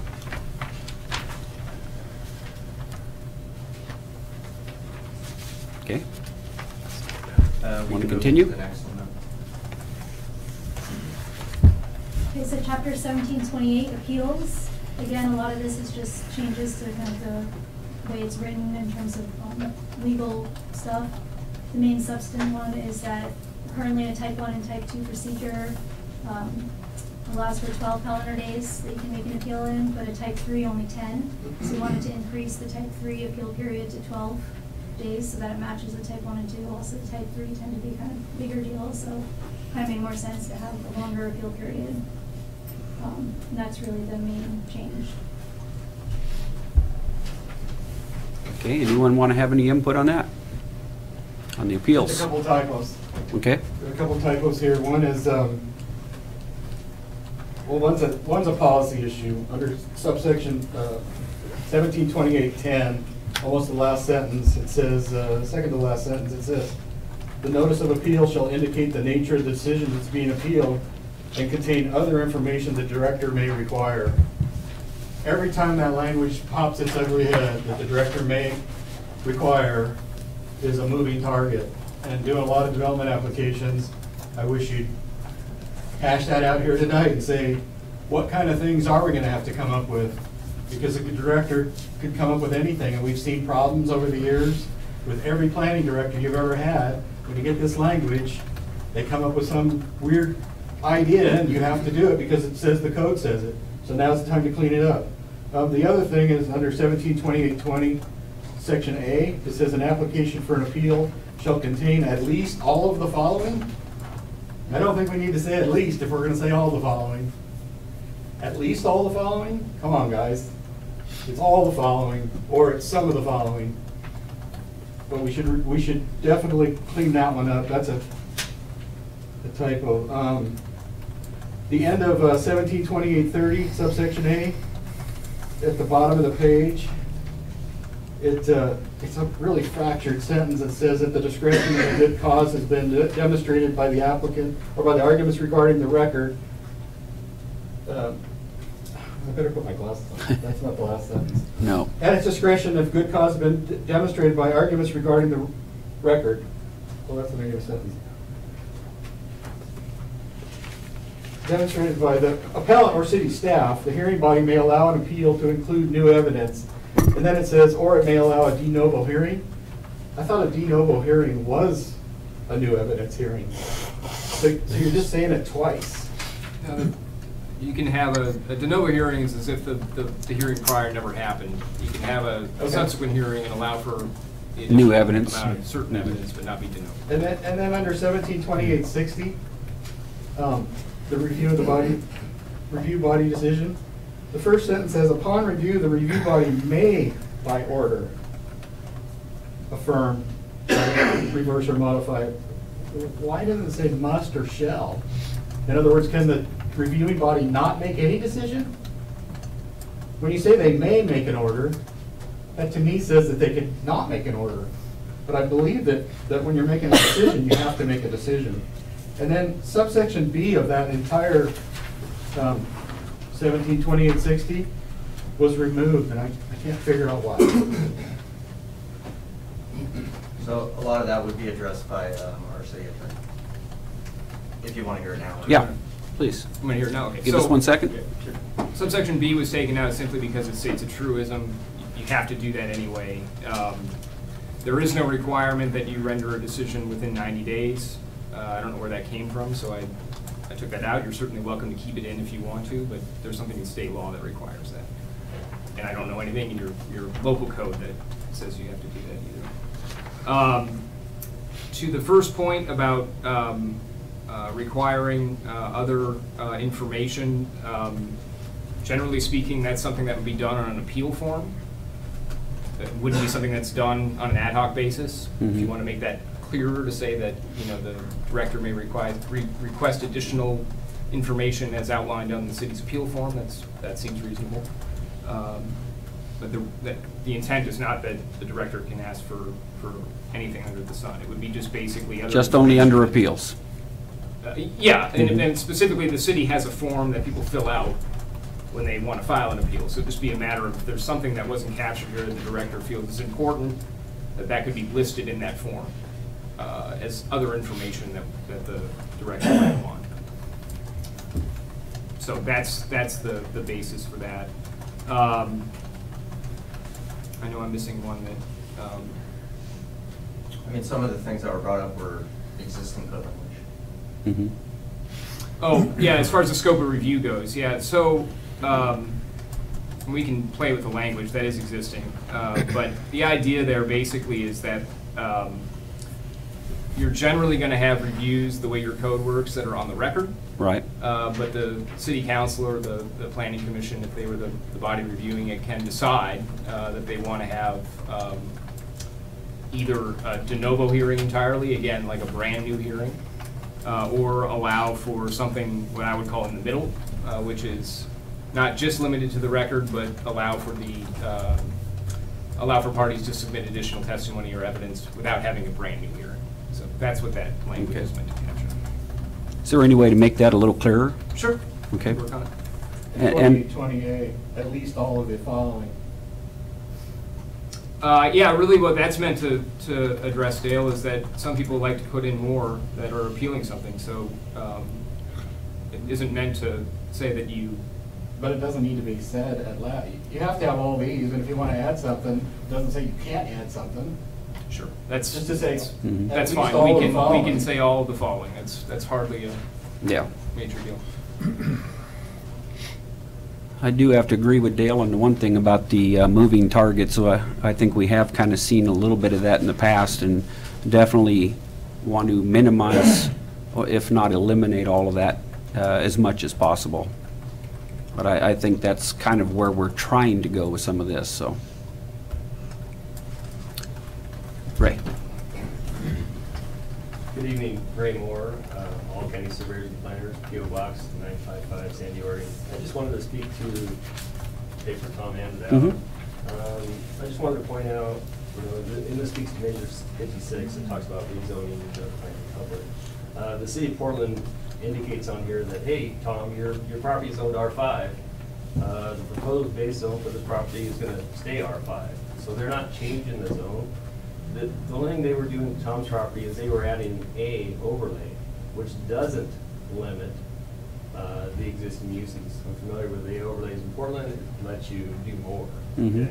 So I think Portland's maybe leaning on the safe side. I understand what the attorney said tonight, but if you read, the measure 56, it speaks directly to rezoning property or adopts or amends an ordinance in a manner that limits or prohibits land use previously allowed in an affected zone.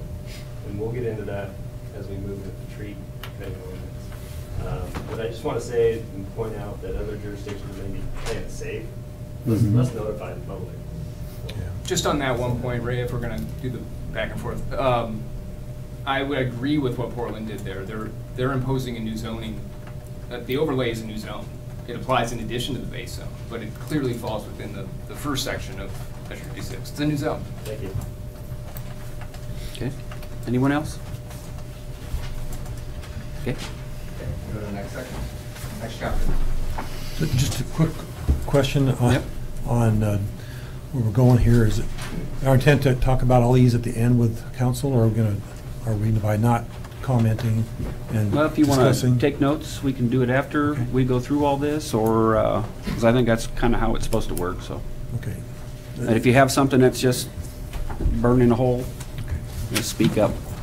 Although I wanted to say, I guess at this time, is I think we need to err on the side of disclosure and letting people know what's going on in a way that people can see this, and whether it's on Facebook or whether it's by mailing or whether it's by paper, we just need to figure out a way to make sure that people understand what we're trying to do here, rather than hide it, appear to hide it. I know we're not trying to hide it, or to give it a chance to be out there where people, we don't get this kind of response because people are concerned, or I should say, we don't get this kind of response when people are fully informed and understand the process. So when they show up like this, I think they're concerned because I don't think they have understood this as well as they'd like to. So One quick my add, comment. The LCDC reimbursed the city for those fees to mail out those to the property owners.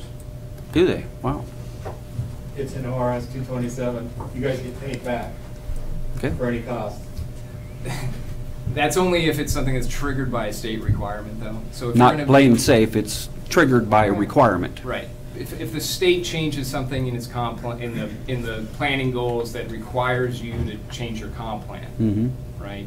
Then yes, the state will foot the bill for the Measure 56 notice. But if you're just tweaking, you go out and you rezone a property or rezone a bunch of properties because it's a personal, local preference to do so, that cost to send the notice is going to be the city's cost. Okay. Not the state's. Just to debate the issue, but under 227B, it says it's not a rezone. A says to rezone the property. B clearly states that when you change an ordinance that restricts or disallows some sort of use, that's not a zone change. Well, That's an ordinance nothing that's- we've gone through yet has restricted any use. I mean, we have to go by what our legal counsel says, and I haven't heard anything yet that has restricted any use of what has been discussed to this point. I mean, there may potentially be in the tree retention thing, but certainly not in what we've discussed so far. But then I'm not an attorney, so that's why we hire one. Anyways.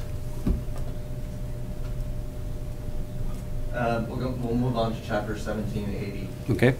So 1780, additional setbacks on collector and arterial streets. The main change here is that our current code lists our arterials and collectors.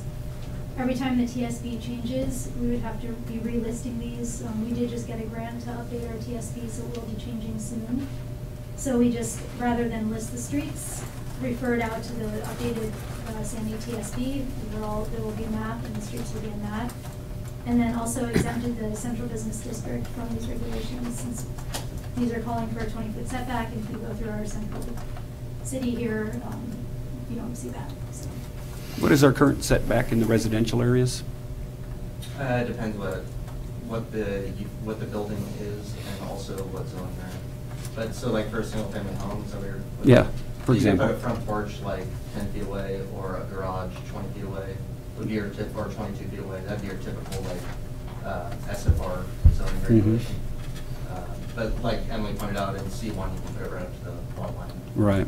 So it's more of like a, we've never used this code section in the C1, but it's just because we're updating it and taking out all these streets and referring to the TSP, which we actually ran that by ODOT and they thought it was a good idea as well to do this. When we were having a conversation with them, would be also just to, at this point, call out that the C1 is not affected by this code section. Okay. Is that all for That is all. staff? Okay. On page numbers. Anyone got comment on this? When you delete the list of streets, Mhm. and then you have a new TSP, or you have 100 TSPs, nobody looks at the TSP. Though everybody looks at the code. You said that you haven't changed an ordinance yet that affects people. Well, if your street gets changed from a local street to a collector, and you want to build a house, and then all of a sudden you find out your street's changed jurisdiction, isn't that a change? Isn't that a change to the code? If you're gonna err on the safe side, that's a change in zoning, because you now have another rule that you have to meet that you didn't have to meet last week because the TSP changed. I think the way, and I think the traffic engineer at the planning commission testified that he liked the list, although he could agree to the TSP, he said nobody will look at the TSP, and he's on your planning commission. If you take that list out, you're just hiding those, again, you're just hiding stuff. Why not list it there and periodically change it? Or when a street changes, do that. The other part that I don't have my red line comments is the setback, the 20-foot setback. Mhm. It's only a couple sentences, but the second sentence, the first sentence says, I think it ends with a 20-foot setback to the property line. From the property line. From the property line, but what I think you mean is the right-of-way line, because I think the only setback that changes is the 20 feet along the right-of-way, not the 20 feet. But the right-of-way could be a side yard, it could be a front yard, it could be a rear yard, it could be a lot of different yards. But the only one that changes is the 20 feet, and it's not to the property line, it's to the right-of-way line. And I think that, I wish I had my red lines. That's good enough. Okay. Again, that's existing code. Oh, it's open. Code's open.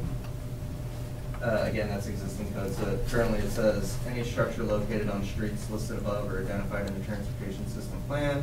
That's why we thought it would be wise just to list all the streets in there. As arterials or collectors shall have a minimum setback of 20 feet measured from the property line. That's what it currently says. We're not. I don't know. We didn't have any indication that we would change it. I don't know what we would change it for. And it says this applies to applicable front, rear, and side yards. Okay, so that's no change then, except for not listing the street specifically. Correct. Referring to the TSP instead. Correct. And the TSP gets updated about, or should get updated about every 8 to 10 years. So. Okay. Bob Yes, sir. West, I live here in Sandy. Your code's overcoded. I think your planning staff is institutionalized and not being in politics. I believe that every one of you should fire yourselves, step down, and call it a day. But to the business at hand is, I'll get a pay raise. when does the code say you have to have a sidewalk from the back door of your house down to Bluff Road? I drove from my brother's house, who's 80 years old now, 5.8 miles down Bluff Road to the church, what is it, Sweet Home. And saw none of these sidewalks or walkways from front, back, or anywhere on the Bluff Road. So I drove from my brother's house, 0.8 miles towards the old high school, which now I guess is a middle school or something. And there's old houses, and they're this close to Bluff Road. And they do have a walkway up to the sidewalk from their front. But where in the code does it say you have to have a sidewalk from the back door of your house? Sir, address council, please, not the members here. If you want to address the council, you address the council. If not, you need to sit down. The public, which you represent. That's right. Understood. We're here to listen to the public right now, Yeah. not for you to preach to the public, sir. Oh, since you brought that up, not even the church on Bluff Road has a pathway to Bluff Road sidewalk for the benefit of the churchgoers who congregate by the numbers. So why does my 80-year-old brother have to have a 4-foot wide concrete sidewalk down the Bluff Road, down his backyard to his fence, and have to have a gate there? We're off topic. Sir. Now, I asked the planning commission why they had a sidewalk there and where it went. It went to a brick wall. And I asked them if they could see that. They can't see a brick wall. I have photographs of it. I have mileage dates in my pocket. So how does your code work? It doesn't. That's all I have to say. Thank you. Bob West. Hear it all. You're over-institutionalized. You should step down. Thank you. Have a good night, Okay. sir. Thank you. Hey, anyone have anything germane to the topic? Do I have to say my name again? No, I think we know who you are. Hard to follow that, but anyway. Okay, so my understanding is that there's proposed changes to the setbacks, and this is now, this is where I get a little confused about, is this applying to residential and the commercial and all that? Just to clarify, there are no proposed changes to the setbacks. None. Still remaining 20 feet, we haven't touched Okay. that. Yes, this applies to any development that would be on our arterial or collector street. Yeah, it's merely removing the list of roads that are arterial and collectors Right. and referring instead to the TSP. Right. And so some of the things that confuse me about why all of a sudden they're being taken out has to do with the 17.82.30 and 40. So that's parking, loading, and service areas is what more important, access, egress, and circulation. And having been involved in the trying to get sidewalks, trails, off-road trails, connectivity, our goal with the parks and trails in this community is to connect retail, commercial, schools, libraries, things like that to the neighborhoods. And so all of a sudden we're deleting things like walkways shall be constructed between a new development and neighboring developments. If connections are not currently available, then planning, all that stuff's getting deleted. So if you could help me understand, I'd be concerned about those kind of deletions, especially because they're new to me that they're being proposed. I don't know if they're being moved to some other part of the code, if they are duplicative of other pieces of the code. And so this deleting it here won't delete it completely, but having appealed the high school to LUBA based on having connectivity, around an 80-acre parcel, that's kind of close, near and dear to my heart, that we have the ability to walk from our neighborhoods over to Baskin Robbins or whatever with my dog and all that. So. And that's in the next section that we're going to be discussing? Okay, so. It's in the next section. We were on 1780. The setbacks? Yeah, we're on We're on setbacks. 17. Never mind. It's okay, we'll get there. Almost there. We're just excited. Okay, anybody have anything on setbacks? Okay. Let's go to 17, is it 1782 or no? Yes. 1782-20, is that what it is? So just chapter 1782, which Okay. is special setbacks on transit streets, and I believe this is what the previous two comments were referring to, so they weren't Yeah, talking about Bob's 1780. comments were about that. We've talked to him before, and he was addressing 1782 as well. I think it's confusing because they're both on the same slide. Yeah. Yeah, we thought we'd be going through them faster. So, Kelly probably speak a little bit more to the history of this chapter, but I believe what happened is that at one point, the caveat at the very top, this chapter is only applicable to residential development, was added. And that was when 1790 came into effect. That's our design standards chapter. At that point, all of the commercial stuff, in theory, went into that chapter, and that chapter is meant to address, kind of building orientation and all of that for commercial structures. So it was really confusing to interpret this code because it was written primarily towards commercial. If you kind of look at all the red stripe through it, it really deals with commercial.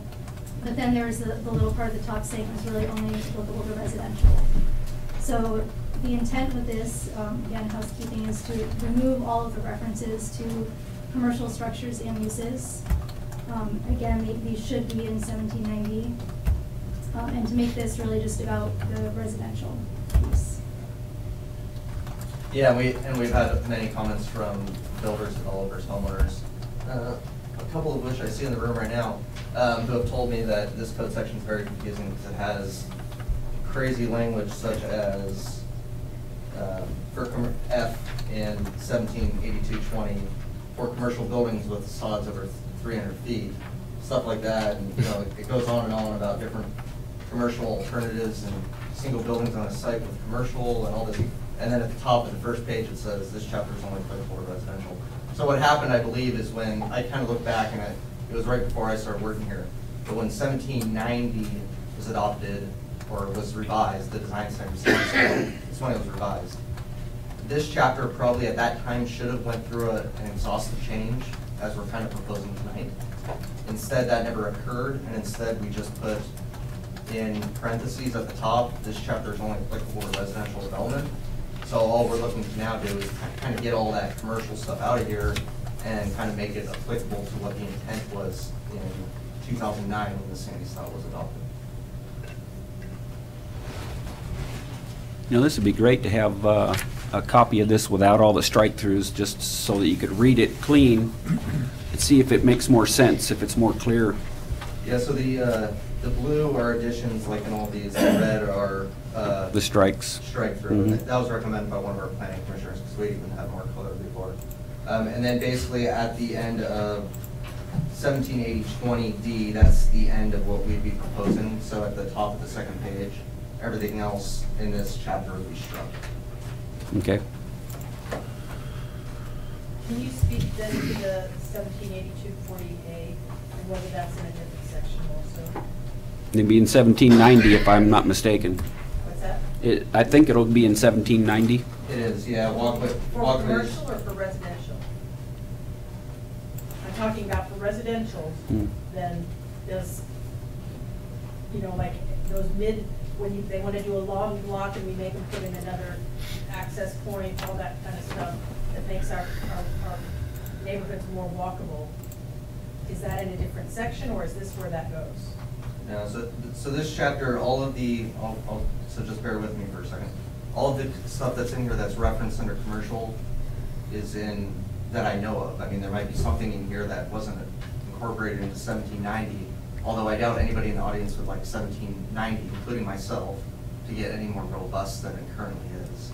So even if Sandy style was missing an element in here, I would be fine with that, because it's hard enough to administer that code anyways, just because it's so prescriptive.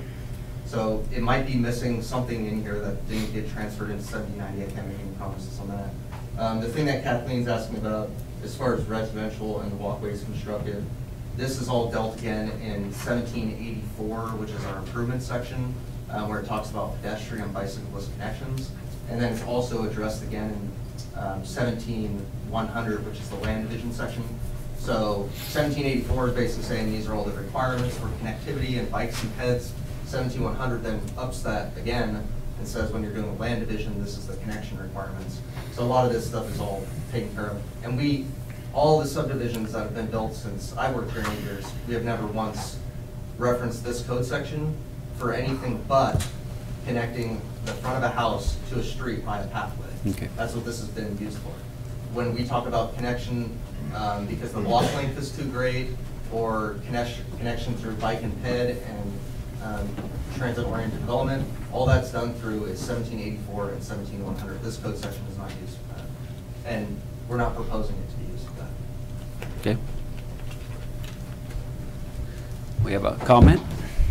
Thank you. Again, on this particular code, 17.82.20A, I'd like to draw your attention to a builder's perspective on this. All residential buildings should have their primary interests oriented towards a transit street. So, on the case of Bluff Road, you have a house and you orient it towards Bluff Road, except you can't access it, vehicular access from Bluff Road. And you can't park on Bluff, is what you're saying, yes. You can't park on Bluff, and you can't access it with a vehicle. So how do you turn the front of the house, where traditionally a garage is, to Bluff Road? Or, if you see what I'm saying, from a building perspective only, this is very complicated, or difficult. I'll follow up to that into the last section.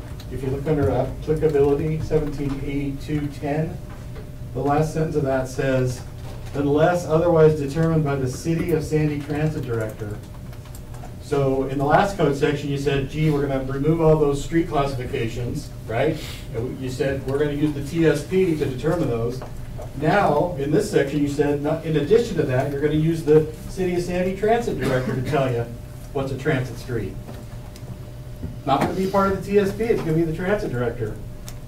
There again, you're giving authority to somebody that the public doesn't know what's going on. There's no way to know what the City of Transit Director is thinking or doing. As to the point that Tom talking about subsection A, it says all residential buildings, plural, residential buildings. So I have a house out on an arterial street, and I want to build a shed or a shop or an accessory dwelling. That entrance has to be on the front too, or on the arterial street. I don't like California, right? I don't really want to live there, and I don't really like their street systems, but they got something really smart. And that's when they had residential subdivisions along collectors and arterial streets, they put block walls there. They didn't require pedestrian connections along a bluff road. They said, this is a house and it has to be livable. There's more than 1,000 cars going in front of it a day. Let's cut it off with a block wall. They did that on every residential development since about 1975. Prior to that, there's those old ranch houses outside of Fresno, outside of Bakersfield. You know, they have a big wide driveway that comes off an arterial street, and it's a mess. When it redevelops, there'll be a block wall. They don't provide that pedestrian connection to the street. I think it's just a foul code. In the second part of that sentence, it says multifamily adjacent to a transit street shall have their primary entrances of all ground floor dwelling units oriented towards a transit street.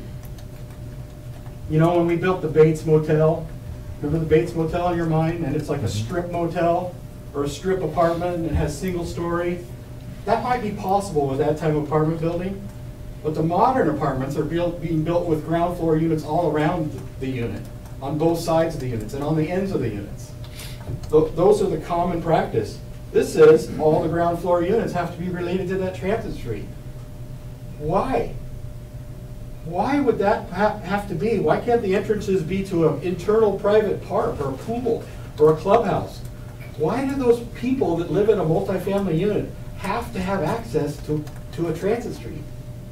Can they not walk around the corner? Or will there could even be a bus stop in front of their clubhouse. But we're going to have sidewalks out to the arterial streets from every ground floor unit. It's impossible to me. It's just impossible. At the bottom of section B, we have another one of those things where it says, the ground with gravel subsurface or a comparable subsurface as approved by the director. Come on, if you want 6 inches of gravel or whatever you want, let's just say that outright. You're talking about a 4-inch sidewalk. How much support does it need? Does it really need a comparable surface as approved by the director? Why is the director involved with that? You've already said just above there that it's all these asphalt, stone, brick, permeable pavers. And then you got and other materials approved by the director. I guess that one's fine, maybe, because maybe there's some new product out there. But I don't think you should. I don't think you should do that. subsection C says primary building entrances. I'm not sure if it's a primary building entrance or if it's the front door to your home. That's more of the commercial code. When you say the primary building entrance, that's really sterile and really commercial. You're talking about somebody's front door that has a purpose and a probably 1,000-year-old stigmatism amongst it. I think the Japanese hang flowers on it, and other people do other things with their front doors. They put straight grained wood. The entrance to your home is your home. It's not a primary building entrance. That's just leftover commercial language. And then not only that, it has to be visible from the street. And I guess that's the transit street. It doesn't say that. Okay? It doesn't say arterial collector. It says the street. And it shall include a covered porch, at least 5 feet in depth. I think there's other design criteria in your code that already talks about what your French porch looks like. If the site has frontage on one or more transit streets, the building, not your home, but the building shall provide one main entrance. What if it's a duplex? Isn't there 2 main entrances? To a transit street. And if 2 lots come together, then you can't even have it in the middle of your lot. You got to orient it to the intersections of the 2 streets. Your front door has to be the intersection. I have a lot right over here at Pleasant Street and Tennock Road. And the grade at the intersection is about 5 feet higher than the sidewalk. And it would be almost impossible to have an entrance oriented to 2 streets because of the grade. It just doesn't work. There's a lot of intersections that the entrance doesn't work. Again, I think it's just stuff you don't need. This section could be gone out of your code, and it would not affect what's going on in town.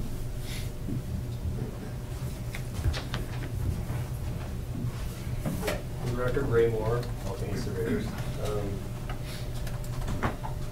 Speaking to 1782-20 building orientation, all residential buildings, I think you've heard tonight that maybe that's a little too over-encompassing. There's special requirements all the time. You might have a big house on an oversized lot with a beautiful view of Mount Hood. And you might want to face the front door towards the alley or where your garage is oriented.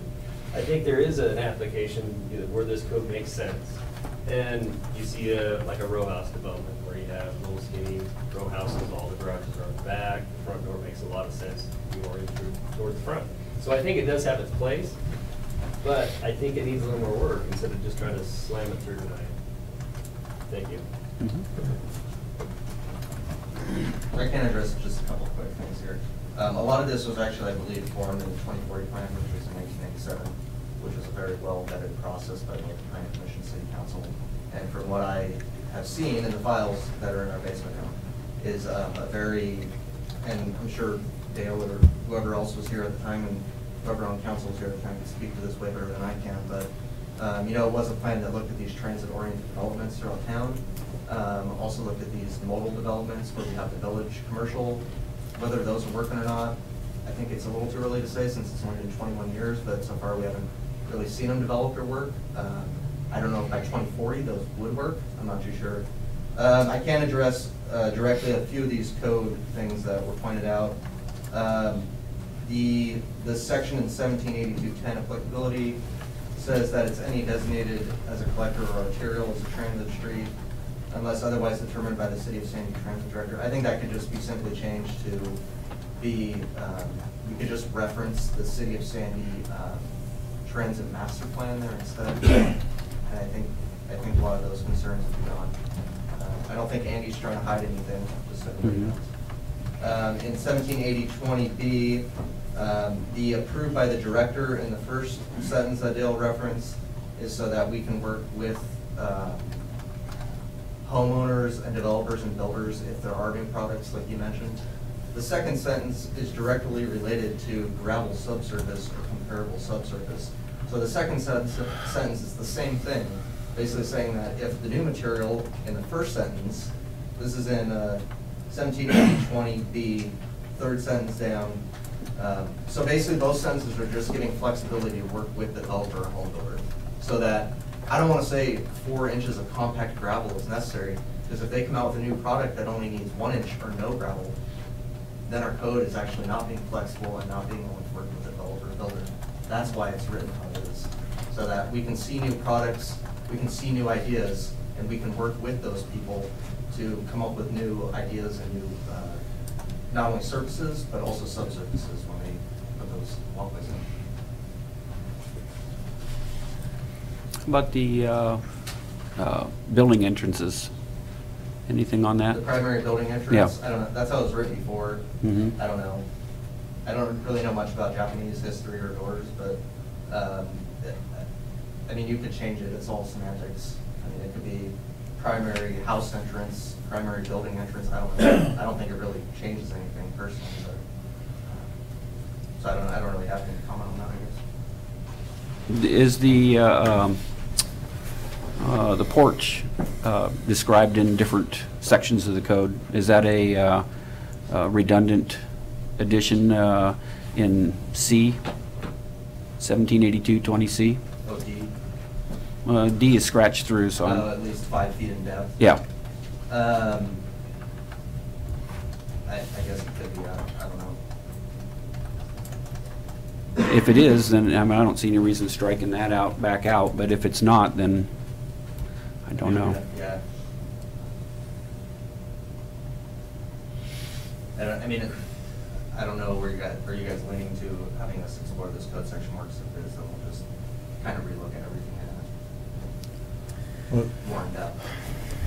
I've been kind of trying to hold my tongue here for the last half an hour, 45 minutes, but it's obvious to me that there is a fair amount of disagreement about how this all kind of gets pushed together. There's a lot of changes in what I looked at. When I looked at this weekend, I spent the better part of an afternoon not watching football, trying to be able to understand what the changes meant and where they went to. And frankly, it was pretty complex for me. And there was a lot of stuff that looked like has a lot of impact and could be understood and interpreted in a couple, 3 different ways. I really feel like we ought to take another swing at it with a group of, a committee of some kind that has developers, business people, planning people together, taking a look at it as they go through the whole process and look at the things that have been taken out in this particular proposal and where they have not been taken out in the other parts of the code and see how they do interact. I have some concerns about some of the different plans that they're referencing, just how current are they and should they be changed as well. So it looks to me like there's a lot of interactive moving parts to this proposal. And it seems to me that we, instead of spending the rest of the evening going through it, because I know when they get to the forestry pieces, as a forester, I have a lot of concerns and things that I would like to see re-looked at. But maybe it would be better just to say, let's put together a committee of some kind that can evaluate this puppy in a way that we feel comfortable, and then giving it a really strong look instead of trying to solve all the problems tonight. I think I agree, Carl. There's a lot of moving parts here, and I know we're not even done yet, but it's getting hard for me to follow with all the comments that are coming in and all the stuff that's going on, that maybe it wouldn't have been a little bit easier gone in smaller chunks and dealt with one particular code section. It might have taken a little bit longer, but at least be able to kind of vet and communicate and talk amongst each other as well. Maybe a workshop, maybe a committee. You have on this current one, though, I do have a little personal experience with the orientation of the front door and that type of thing on DeBarco Road. Was 11 years ago or so. 10 years ago, the Timberline Estates was all supposed to be facing DeBarco Road, and so I came as a citizen because I was noticed because I live across the street. I'm the only one that faces DeBarco, but the developers lobbied the Planning Commission, because it was in front of the Planning Commission, that they reversed their decision of the development itself to have the front doors not go up to DeBarco, but reverse. So I know there is a process to to change that, because I sat through that as they all got reversed to go the other direction and not be along DeBarco Road, and so that's why you don't see the front doors on the south side of DeBarco Road there.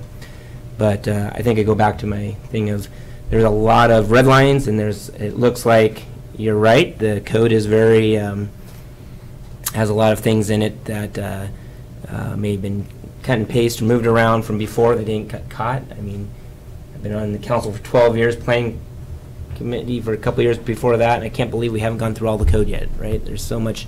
We keep fine-tuning and finding things where it need to be updated. I think they'll always be updated. I think that I think for us to make the best decisions would probably be to break this up into smaller chunks and not spend one night trying to go through 5 different things. So it's my opinion. I will add, just for clarity for the audience, so 1782, how it's currently written, will stay in effect though, just so everybody's aware. So if you come in to our office with a development proposal, 1782 is still in effect. So right now it says what it says. It's really sloppy. And we'll try to apply it the best we can. And what we've been seeing lately is a lot of variances to this code section. And so that's how we'll have to continue to go about addressing this code section, the variances. So just because we all agree there might be some inconsistencies or issues with this code section, regardless of if it's in its current state or in its conceptual state, we will still have to enforce this code section because it is part of your municipal code. Correct, until we move it. Couldn't council just adopt an interim 1782 and live what the new stuff is until there's a review? Because what's happening is there's some landowners out there that are suffering now because of this. And I think staff realizes that and wants some changes. I just don't think those changes were vetted. So tonight, since you're in a public hearing, you could adopt this as an interim measure to solve part of that problem, or maybe these other issues up until this one. And I would hope that you'd hear the forestry comments, at least. Even if you don't get into the forestry, I hope you'd let these people speak, and I actually won't speak, if you'll agree to that. And let them, so that you know what their concerns are about trees before you set up a committee or what you might ever do. Yeah.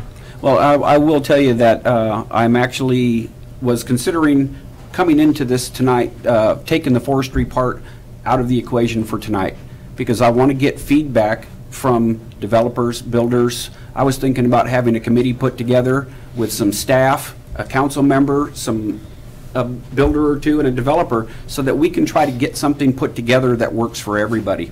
And I'm pretty sure that was probably the biggest reason why most of you were here. I didn't want to just take it off the topic because I believe you all want to be heard. And so I am willing to, if you guys want to come up and talk about that,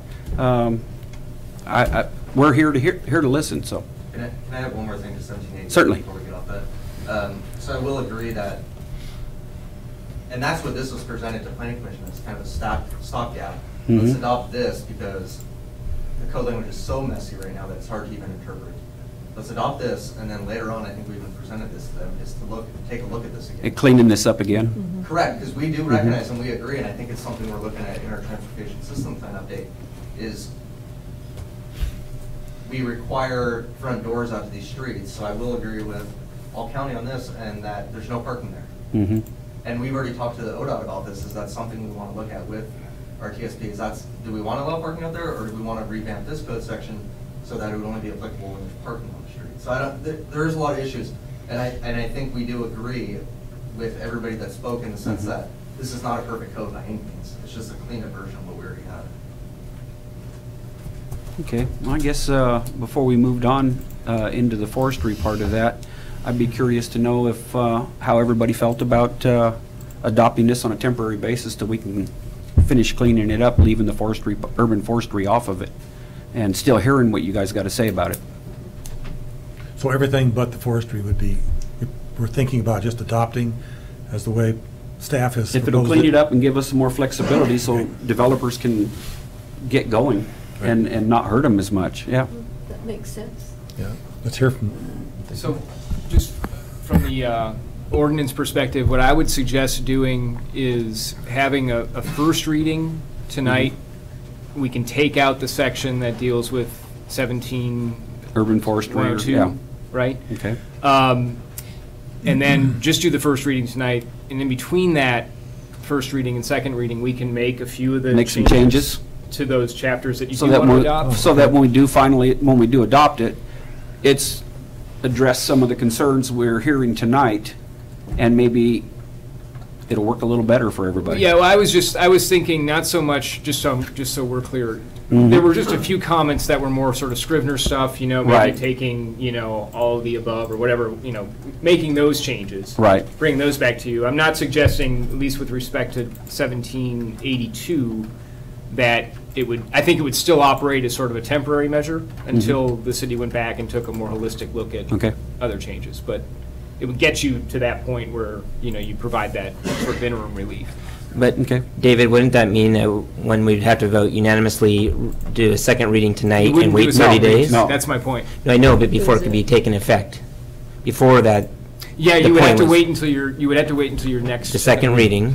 Yeah. Correct. Unless we had a second reading tonight.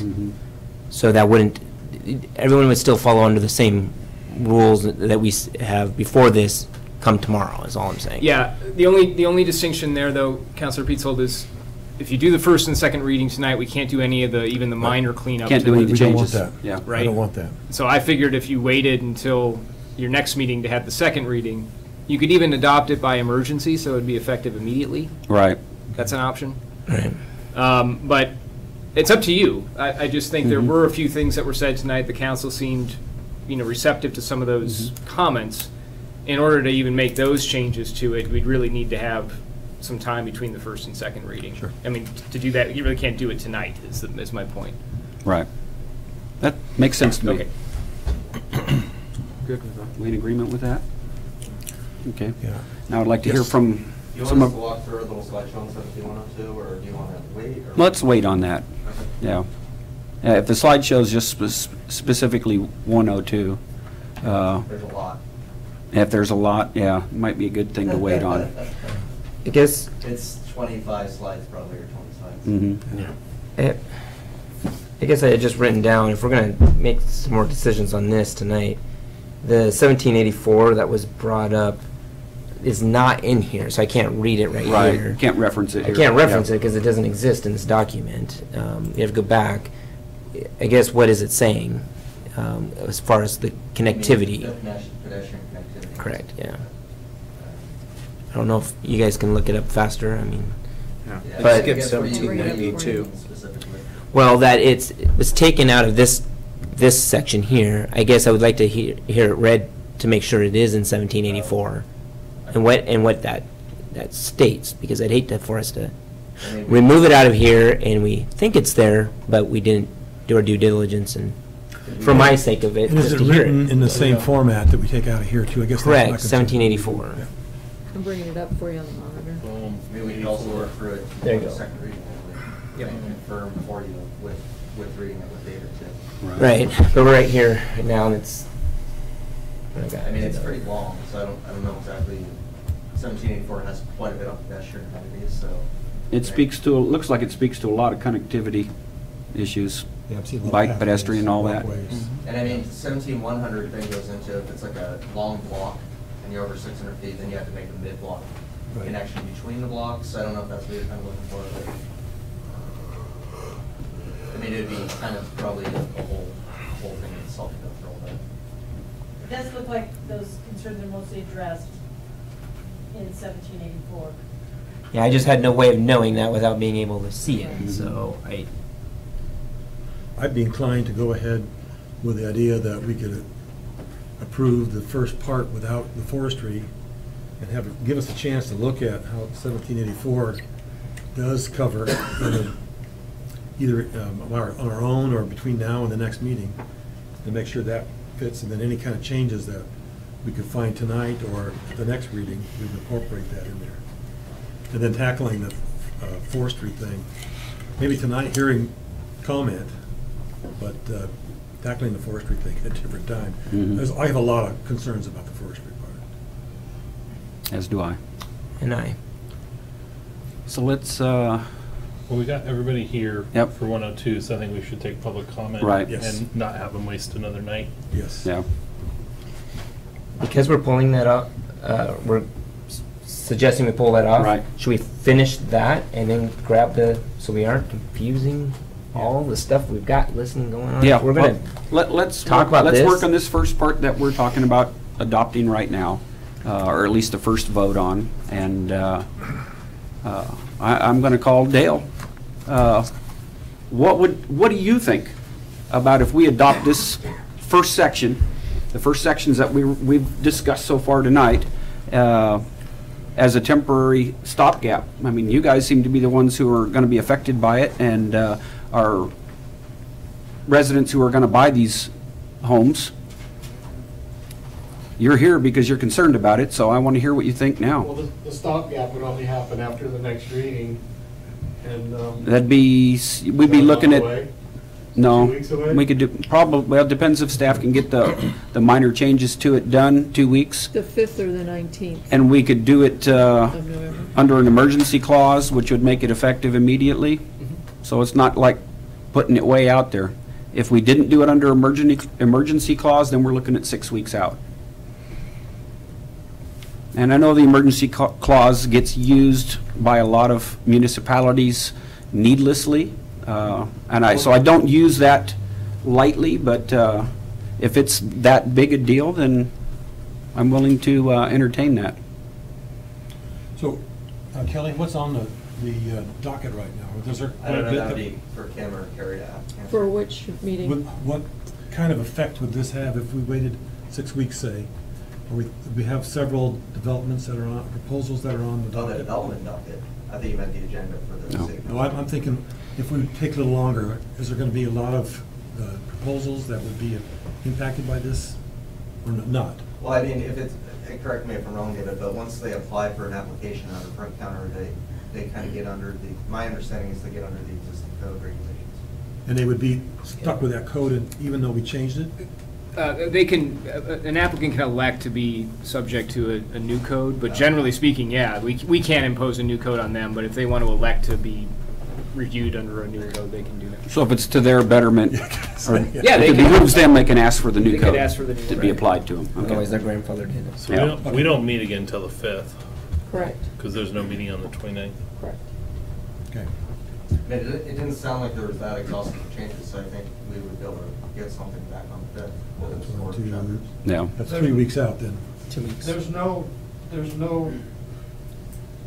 real changes in the first, up until you get to 1782. There's nothing substantial there. And whether that warrants an emergency to talk about Right. notice, Yep. really? I mean. That's why I wanted your input, you know. You guys are going to be the ones affected here. Is the kicker is 1782, and the interim may be better than the existing code. But I think we also heard the planning director say, well, he doesn't look at all that anyhow. He only looks at these sections, and that was what was left in. So in rethinking, it's like, I'm still under the school that says we should have notified more people. And so these few people that live here, or that are here, may not even live in the city. And we're talking about people's homes along transit streets. And I don't have one. Does anybody here have one? You sound like you do.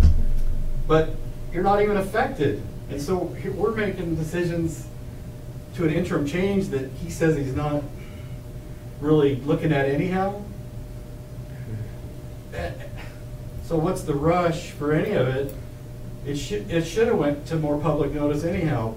All the public notice was, I heard, and you correct me if I'm wrong, but it was a notice on your website, and it was something stapled to your front door. That there was no mailings, there was no, and maybe in the newspaper. What's that? The Sandy Post. The Sandy Post. And nobody showed up to the planning commission because nobody knew about it. You know how we found out about it? Tracy Brown. We're all here because of Tracy, because Tracy said, do you know these guys are doing this? But we said, no, we had no idea. There was no, I own 3 pieces of property in Sandy. How many you own? Alan owns. There's probably other people that own. But that's why they're here. They probably don't live here, but they own something. And the forestry is the thing that got them out the door, but these other codes do matter. Mm-hmm.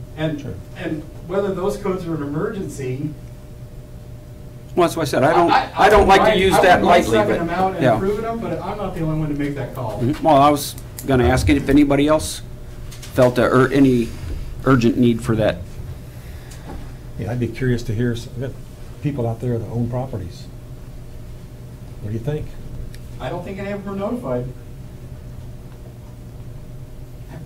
Show of hands, how many people own a piece of property in Sandy? There's your answer. Mm-hmm. I was not All right. Yeah, how many of them raised their hand were notified? Oh. All right, well, How about we just review it? you just want to Yeah. table it for right now and then put it in a workshop? I don't know if it's an emergency or not. I Yeah. don't have any input on. We're just trying to do what's in the best interest of what we believe for the development community and the citizens. I mean, I live in the city, and I don't do things to our code that's nefarious or trying to get to anybody. I mean, we're just trying to do what we believe to be the best Mhm. code changes. So. Emergency would only be in place if we did a second reading. Yeah, yeah, And wanted it to be effective immediately. right. And if it's not, this first part of it's not that big deal, there doesn't need to be an emergency. So you could still go ahead then, and if you're inclined, Have the first vote? First reading Mhm. tonight on Right. the first sections, carve out 102, hear from the audience on 102, decide how you're going to approach 102, and then we can come back with, for the second reading with those minor changes to those Okay. first So we sections. need to close the public hearing first. Yeah, I would wait at this point to take testimony on 102. And then do that. And then do Yeah, that. yeah, besides, I think I would, since we're gonna have a second meeting on it, I would leave the hearing open until we have the second meeting, in case more people come and want to have some input into it. Yeah. That's fine. Okay, let's see here. And I'd be inclined to be also increase the notifications, so we had more people aware of what's happening. Since I think I am on the boat of thinking that this has not been notified. Who do you want to notify to? I guess that's It was notified in accordance with the applicable laws. And there's a difference between people getting notices at their house and us having a city council meeting. Correct. And noticing that we're having a So public the meeting. clarity of that noticing piece, just to be clear, is our attorney is saying Measure 56 did not apply. Mhm. So we did not notice it under Measure 56. We did notice it under ORS 192, which is how we notice all of our meetings. And it was done legally and correctly under ORS 192. I'm not saying that we didn't do it right. What I'm saying is I think it might be worth it to be able to, from feedback I'm hearing tonight and from the conversations that I'm hearing, and my confusion, having looked at it all weekend long, is that maybe we should put it out a little bit better. Maybe there's a statement on the back of the water bill. That's going to go out between now and the next meeting, right? So. Well, I'm pretty sure it'll probably be fairly close to the front page of the paper, too. Could be.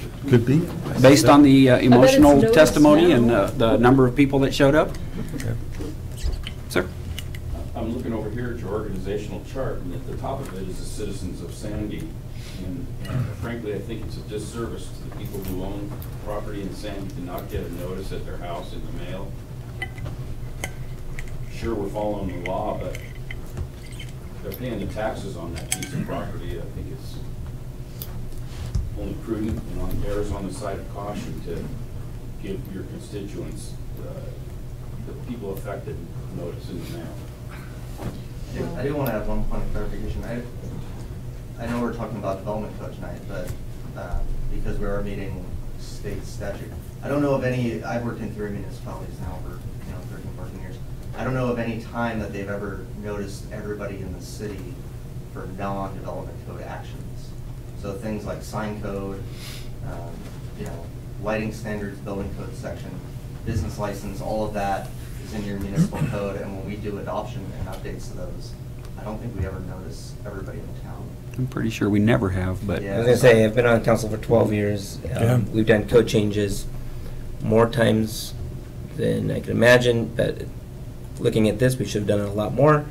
But we've never noticed. The notice has been the notice of the council meeting and what's on the council meeting in the paper. And I mean, I'm more than willing as the director to open it up, but every time we notice everybody in the town, it costs a lot of money.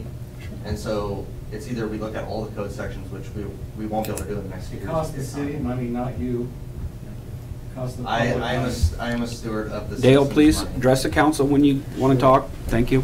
So I Well, am a steward I of the guess my citizens' question too, for some guidance then from council, if notice of the city or notice of anything that some people feel is important, I mean, what's the line, what do you want me to follow? Do you want me to follow the ORS on public noticing, or do you want to notice everybody all the time for everything? Because, what's the litmus test for that? Well, I think the notice by the ORS is adequate, because as a resident, as a citizen, it's incumbent on our citizens to be involved if they want to have an effect on what's going on.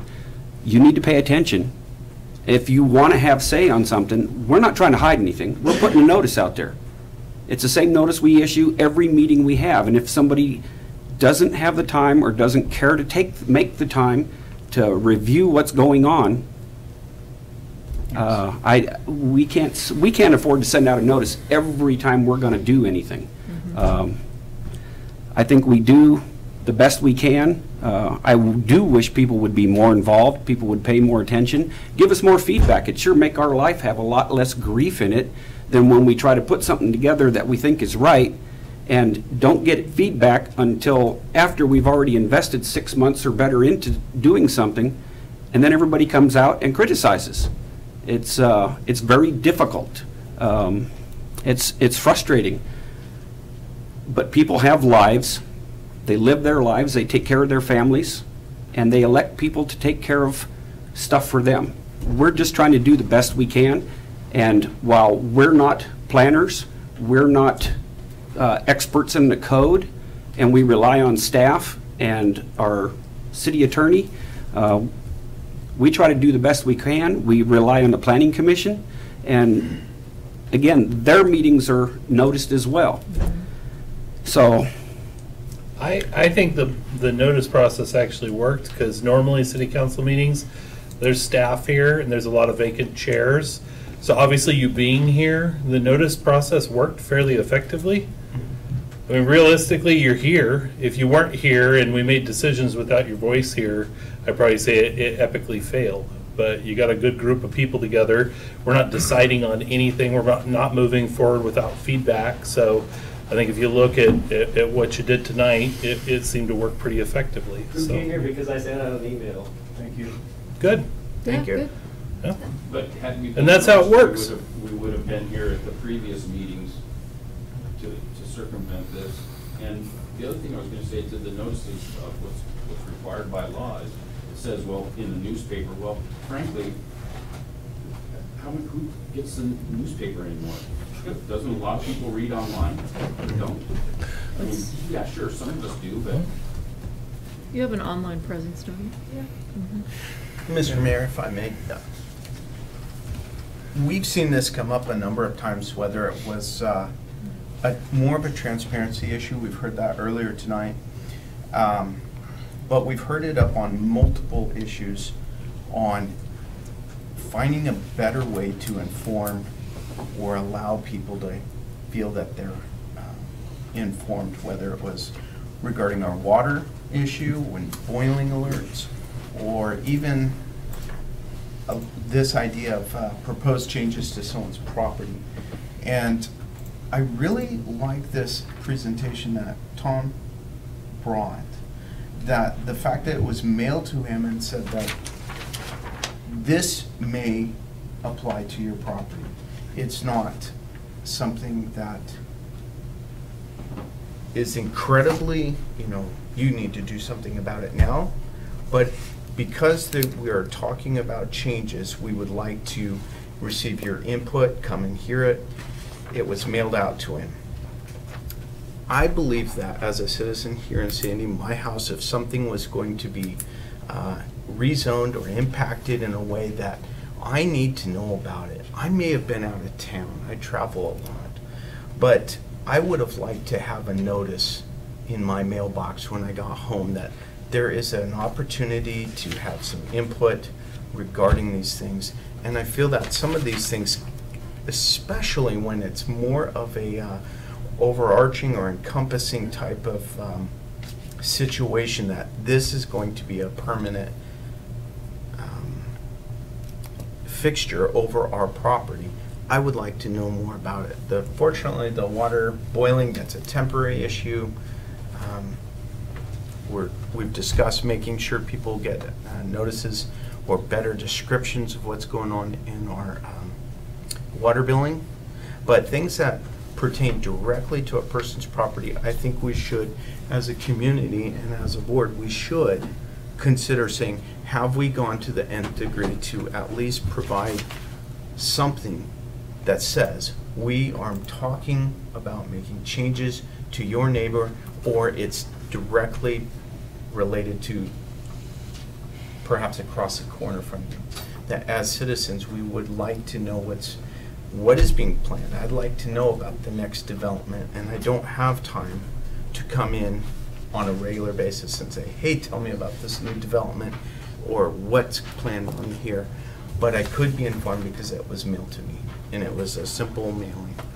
As a citizen, I would like that, and I think that would help tremendously with a lot of the impact that we've gotten here. So that's my few cents on this. Mayor, can I make a comment? Would you come up and do it, please?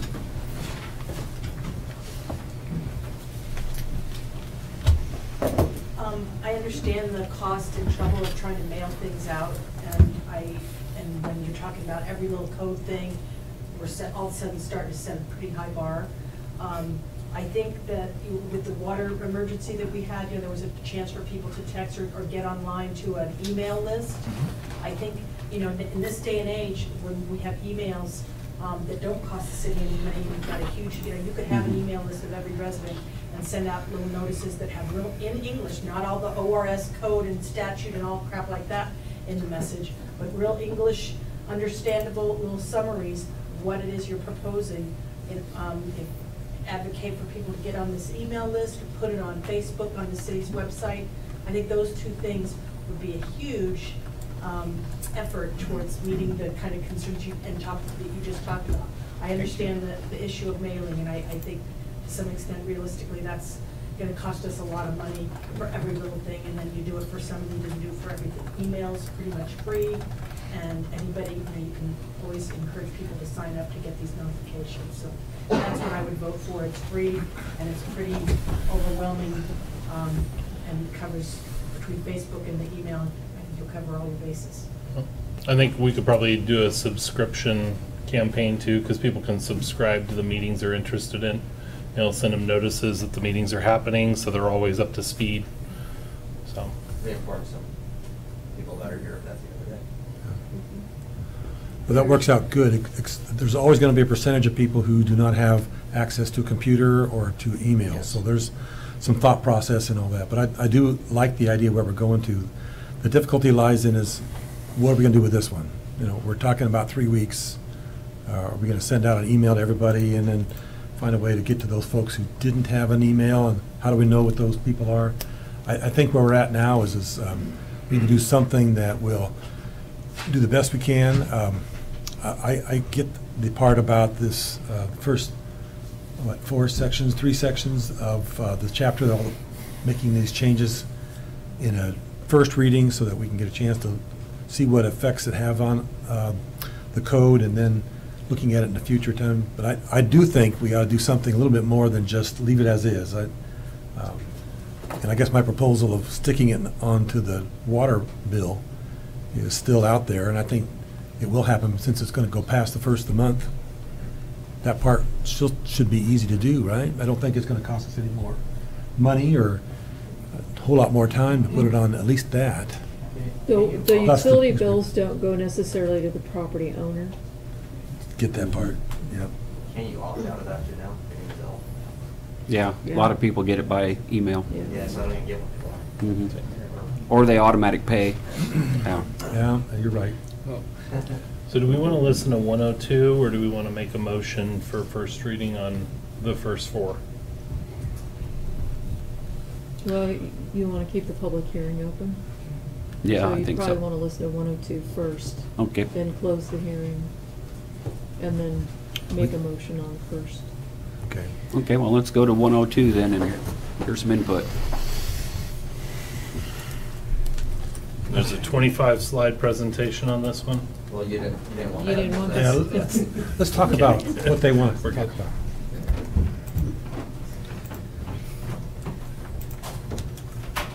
We're gonna hear from the Staff. staff Yeah, first. that's what our presentation would be, is the slideshow. There is Well, I do summary. want to hear what the staff has to say, so Okay. whether it's 25, 50, 2, I want to hear Okay. from staff. Okay. I mean, it's not gonna take right that long. I can As try long to- as we can just go through it and not stop at every slide, I think we can get through it. Okay. I'm not gonna go through every single change, I'm just gonna do one. Okay, well, let's go through it. Well, I'm really concerned that, I mean, it's applying, all of a sudden you're applying everything from everybody that owns 1 acre to everybody that's owning a half acre. which Okay, yeah, to but me- we're not going to stop at every slide and discuss everything I know, until but I after mean, the presentation. letting everybody know that owns There you go. more than a half acre, so that they could be here to see this Right. 25 slide thing would have been a good move tonight. Well, we can show it again, too. Let staff go through it. So this first slide is just basically finding out some of the comprehensive plan goals that are laid out within the existing comprehensive plan about tree preservation and conservation and ecology. And we go to the second slide here. This is just more of them basically continued on. We'd be happy to make this slideshow public and put it on the website after tonight. There you go. Sure. Perfect. Thank you. Then they don't have to come to the meeting to see it. Correct, yeah. So moving on to the next slide, this is basically whenever you guys read your Tree City USA Mhm. proclamation since 2005 when we became a Tree City USA. These are the whereases. I don't know if we're really fulfilling these with our current tree code. I would definitely say we're probably not meeting the last one, which is to expand on its tree planting and stewardship practices. I don't think we're really doing that or achieving that. I also don't know if we actually existing, that's not on this slide, but I just want to point out, I don't know if we actually have an urban forestry committee anymore. So that's something we might want to explore. You can go to the next slide. This is actually from the branding analysis that was just done by North Star. I thought it was very valuable because it was some of the things they pulled out really to kind of say what was iconic about this area. And the last bullet point there is actually highlighted within their presentation several times about the natural beauty of trees and the views of Mount Hood, the parks in the downtown area. So I kind of want to really emphasize that I think it's a pretty big part of what makes Sandy is all the trees and forests, and as we heard earlier, the water ecology and everything like that. So one of the issues, which I'm sure a lot of people will speak to tonight, is that our current code is really inconsistent. So we have our general landscaping section that says one thing, we have our urban forestry code that says something different. So one thing we were trying to accomplish here is to remove some of those inconsistencies. And I saw a letter from Mr. Brown that was sent out earlier, and he said when he was the planning director before me, 1792, never replied. We recently reached out to David's office, Barry Elser and Hammond, and asked them if we were misinterpreting 1792. There's nothing in 1792 that says not to use 1792 on subdivisions. There's also nothing in 17102 that says 1792 is not applicable. So we believe that this code section was not being adequately represented during subdivisions over the past, since the urban forestry section was adopted. So this is just showing what's in 17102 currently. It's again in conflict with 1792. It's also in conflict with goals of being in Tree City USA. So I'm just going to actually walk through some issues that have been going on lately, mostly in Zion Meadows. Kind of outline, I think probably a lot of you are aware of this, and I know some of the developers and builders here tonight will probably talk about it. These are all from last month, all these pictures. So this was a retention tree on one of the lots. It is gone. That's the required tree protection fencing that had gone up. I don't know at what point the limbs were down and the fencing obviously was no longer in place, but that fencing in theory was supposed to go up at the very beginning and stay till the end is the purpose. of identifying the trees that are retention trees. One of the issues we are seeing that the builders are bringing to our attention is that currently the fencing is located 10 feet away from the trunk, although the other section says 5 feet outside the drip line, which would actually better protect the tree. So we are finding that some major roots are located where the foundation of the approved building is going to go. So, understandably, we've been processing a few of these and approving removal of these trees with, condition that they be mitigated for, which is what our code would ask. This is the second one on another lot where you can see that the fencing has been pushed in by the, the earth movement. This tree, I'm actually not super sure why it was ever approved in the first place. It didn't look like it was in very good condition. I went back to the 2015 plan and it was rated as fair conditions. Typically we would only want to be retaining trees for better and good condition. So again, this was one that we did, the applicant came in and requested to remove the tree and we approved it, but with the necessary mitigation steps as well. This is a commercial example over the Next Adventure. They're putting a new storage building out back. They had their tree fencing up. These are trees on the neighboring property that the owner come in and asked about. We wanted to protect the trees on the neighboring property, so we had them put up the fencing. I don't think it was ever truly 10 feet away, but it's probably 8 or 9 feet away, which seemed okay. They picked it up and moved it, obviously, right up against those trees and then piled dirt there. So that's what we're trying to prevent. Stockpiling of anything, any sort of compacted soil. It's the whole reason of the tree protection fencing that's outlined in our code. This is right across the post offices, the post office over on McCormick and Wolf Drive. So they had put up their fencing, and then when they were doing the tree removal of all the other trees, they ran over it in multiple parts. It's torn and broken, and you can see that they downed a fairly sizable chunk from another tree within that tree protection area. So again, the fencing is not really serving its purpose. This is the active, formerly Birdsong, now Mountain View Ridge subdivision that's being created right now. This is just to show how this fencing is intact, but how close the kind of excavation takes place to the fencing. And you can see, I can't see from here, but hopefully you can see the heavy equipment tire marks. It's just going right up against it, just to show the importance of that fencing really is supposed to be stopping heavy equipment and stockpiling and all of that. This is the storage space of their heavy equipment, and the toilet you can see is right underneath the canopy as well. So there's just a lot happening in that root protection area. And here some earth has been moved. You can see it underneath the fencing. The fence has been kind of pushed and is now kind of laying up against the tree and fallen down. So these become code, like, kind of enforcement issues on our end as well. These are some retention trees from, this is still, it's Salted Deer Planting. Yeah. It's holding up the roof. That we approved removal of last year. So there's 4 retention trees on this property. As you can see, they're located very close to the house. A lot of branches fallen on this house. Understandably, as the trees, probably less than 10 feet in some places to the structure. Previous homeowner, I believe, had nailed a bunch of things into these trees, so they're kind of leaking a lot of sap and causing issues. So these have been removed and mitigated for. This was a few years ago. Kelly got called out by a neighbor who was saying, hey, somebody's here taking a bunch of trees down. All these trees you see in the back of the truck are retention trees. Yeah, I mean, it's just an enforcement issue, because what ends up happening is they come out, the developer worked with the city and planning commission. This is in a Sleepy Hollow subdivision. This is the councilor's home. And what ends up happening is the trees get preserved on these tiny 10,000 square foot lots. And then when they come in there to do the dig out for the foundation, these trees are right there, and so they expose big root balls or big roots, and then all of a sudden they want to take the trees down. So that's what we're kind of looking at with the code changes, is putting these trees, instead of on individual 10,000 square foot lots, putting them by and large in preservation tracts to keep them away from houses. Not only so they don't cause damage to the houses, but so that it gives builders more flexibility on house placement and not having to worry about putting them up right against the houses.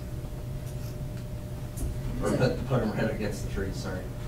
This was another one that Kelly got called out to. I believe this one is right by Tipple Creek. Again, these are retention trees that you see that have been felled.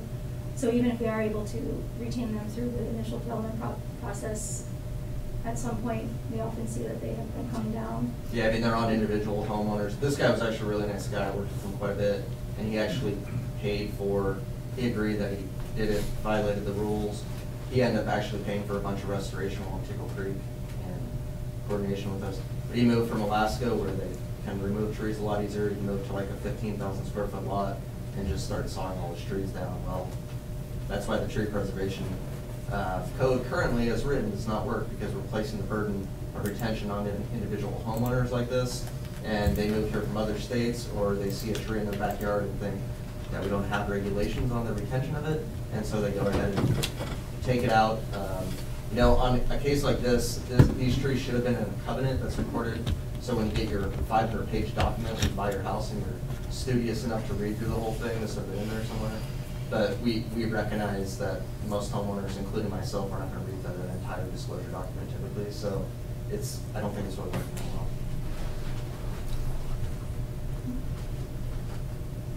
So I just walked through a little bit about the issues that we've been seeing lately with the retention trees and the fencing. I'm just going to have a few more slides here on the mitigation trees. So if the developer is unable to meet the retention standards currently in our code, then they can make up for it using mitigation trees.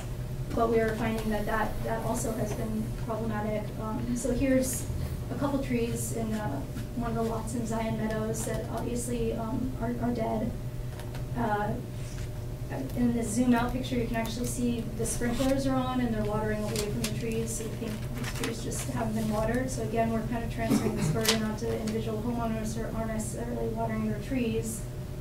And then in some cases, there's even, I think one of the houses has 5 mitigation trees in the back. It's just not really spread out evenly over the whole development. And just doesn't seem to be working. And so how we typically have done that, like in Zion Meadows, is the developer gave this, so the developer came to planning commission and asked for variance. The planning commission granted the variance with a certain amount of mitigation trees that had to be planted. The developer then presented to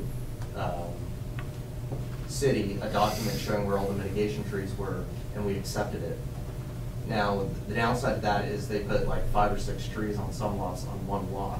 So you have one lot owner having the burden of 5 Doug firs growing in their backyard and other lot owners having none. So, but that was nothing that the city really imposed on those individual lot owners, other than to say you had to put mitigation trees somewhere in the subdivision. It was the developers that decided to then put the trees where they decided to. And now, according to that covenant document, that is a recorded document and it's part of your property, all we're doing is enforcing it, a step. And now we're getting a lot of pushback and people not watering their trees. So it's kind of what we want to address, is we don't really want these on individual lots anymore. What's the scoop with that fence? Is that like the top of a homemade retaining wall? I don't know. That one right there. I don't know, yeah. Those fir trees get in a 15-foot setback later on. 5 of them or 4. Yeah, we could just keep to the presentation. I think we could probably move No. a lot faster. So just again, this shows the far lot here, one of the trees is doing okay. These were planted not too long ago, actually. Just earlier this summer, I believe, and then one is dying. The two Japanese maples you see in the foreground were Doug firs when we finalized the house. Since then, the homeowner presumably removed them and replaced them with Japanese maples, which in theory is fine. It's just that these mitigation trees were required trees at a larger level as part of the original subdivision approval back in 2015. So Again, we're by not the meeting the planning original. commission. Right, the original, and as proposed by the applicant at that time, of how they wanted to address this. And this actually is a tract over there, stormwater, near the stormwater pond in Zion.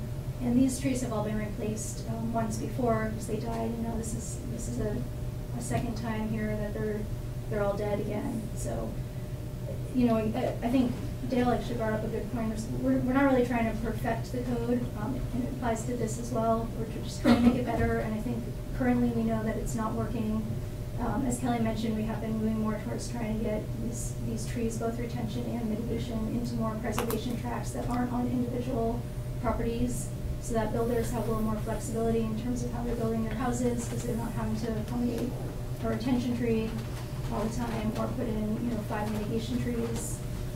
It also helps, the trees, if we can save a stand rather than one off here and there. Helps in terms of, windstorm, all sorts of things. And this is actually a tract owned by an HOA, so that creates its own issue in the sense of who's maintaining that tract, who's watering it. So I think in a lot of ways, these mitigation trees would be best served if they were planted on, in an existing canopy or an existing area with other Doug firs to protect them, or on parkland or something that's actually getting irrigated. And I think that one other kind of larger change, I guess, is that we are proposing an increased retention standard. It's the exact same standard is already applied to the Bornsted Village overlay, which was more recently changed in our code. And my understanding is that went through a more extensive public process. That's 6 trees per acre instead of 3 trees per acre. Though we did try to make it a little bit more flexible for developers by allowing 3 of those trees to be of a smaller diameter of breast height. So that kind of gives a little more flexibility in terms of our ability to work with them to choose better trees on the site that might make more sense, that might have less conflict with building footprints later on. So it's kind of. I guess that's not a selection. I thought we had a couple more. Well, I have.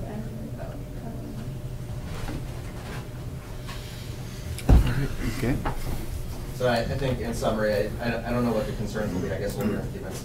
But I'm guessing it's probably the thing that Kathleen mentioned, going from an acre to half an acre.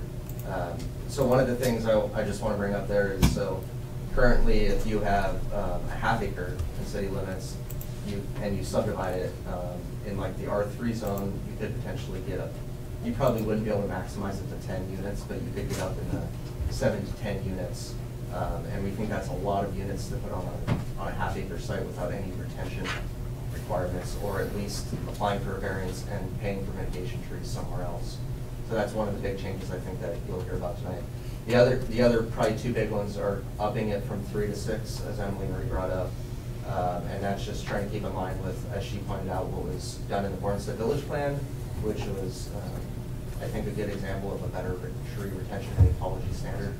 And then the third one, my guess is based largely around these tree preservation tracts instead of putting them on individual lot owners. However, when I look at that, so one of my goals as the planning director is to look out for future homeowners.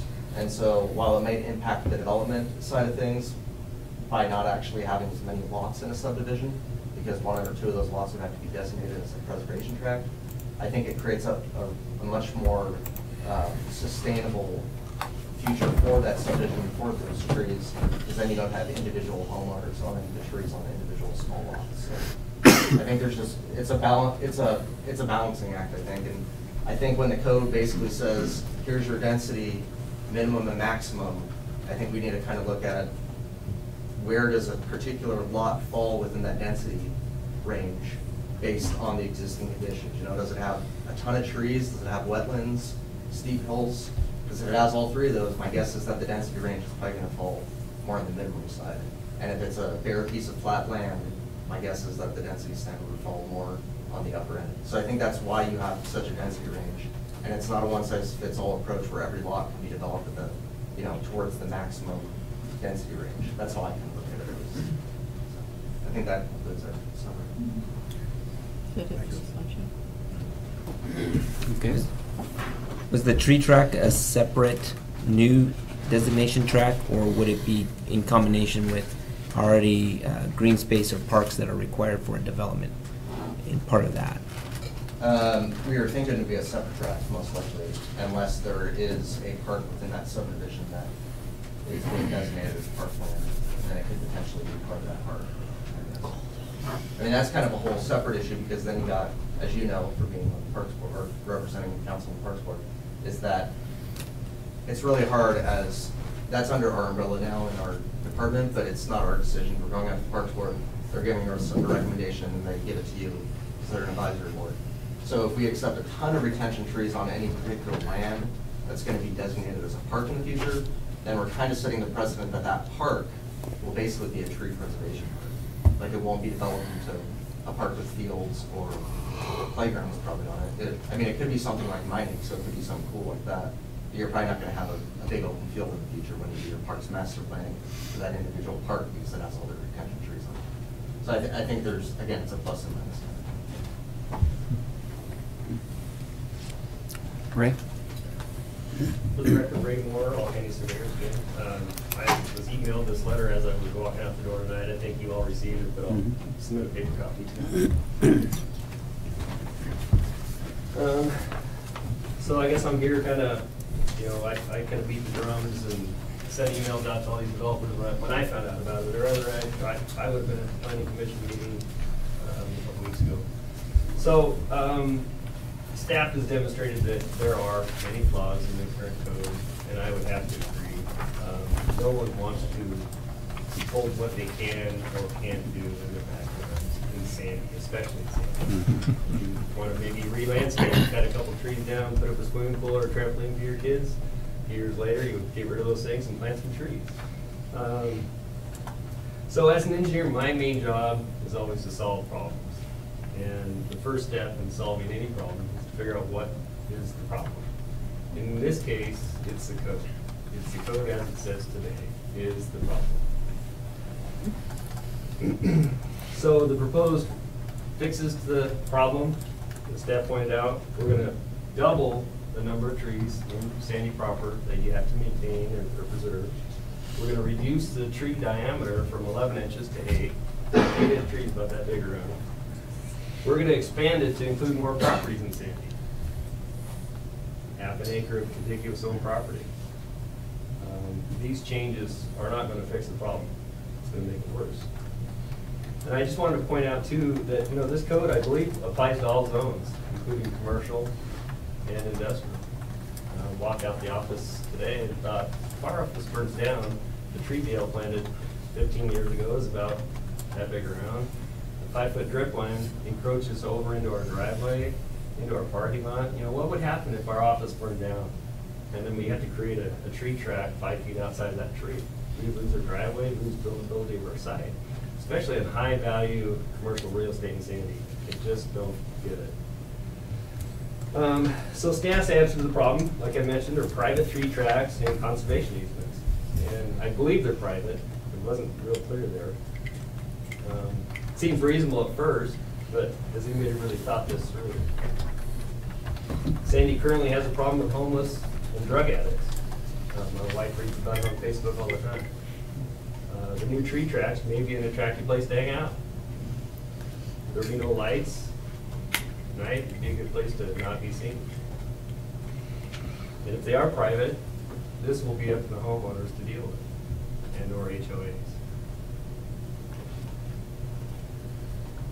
What happens when these private tree tracks, you have an issue with the trees? I mean, you just mass graded a big site, left a couple acre or a couple lots with trees on it, and a lot of times you see that happen in your forest or not. Trees die or they blow over. Okay, who's gonna pay to fix that? The homeowners. Who maintains these tracks? They're gonna have to hire an arborist, submit a report, submit a tree cutting permit. The city will probably have an arborist come look at it, check that permit, or check their report. Ultimately, they have to remove the tree, and that's several thousands of dollars. That's going to be paid by the homeowners, who, in my opinion, should be here tonight. You should have their input if they want to do that. The big one, private tree tracks on buildable land will reduce density. Flat out. It's a different story if you have a site where you have steep slopes, fish overlay, wetlands, creeks, all that stuff. We understand that. Developers understand that. We can't develop it. Okay, so take that out of the equation.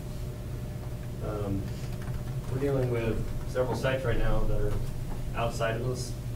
The whole site's buildable other than the trees.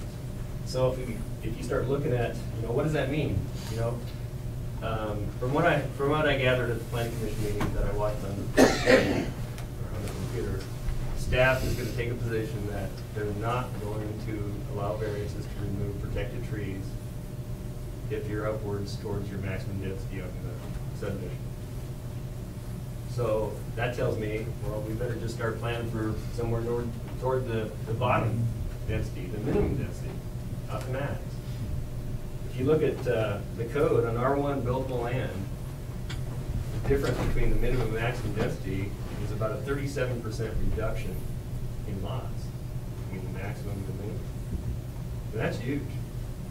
And as an engineer, I pride myself on coming up with real creative layouts to really optimize and get that maximum density because these people are dependent on it. And it's not like we're making the lot smaller or, you know, going over the top. We're finding the best solution to get the optimum size lot and as many of them as we can get with the least amount of roads.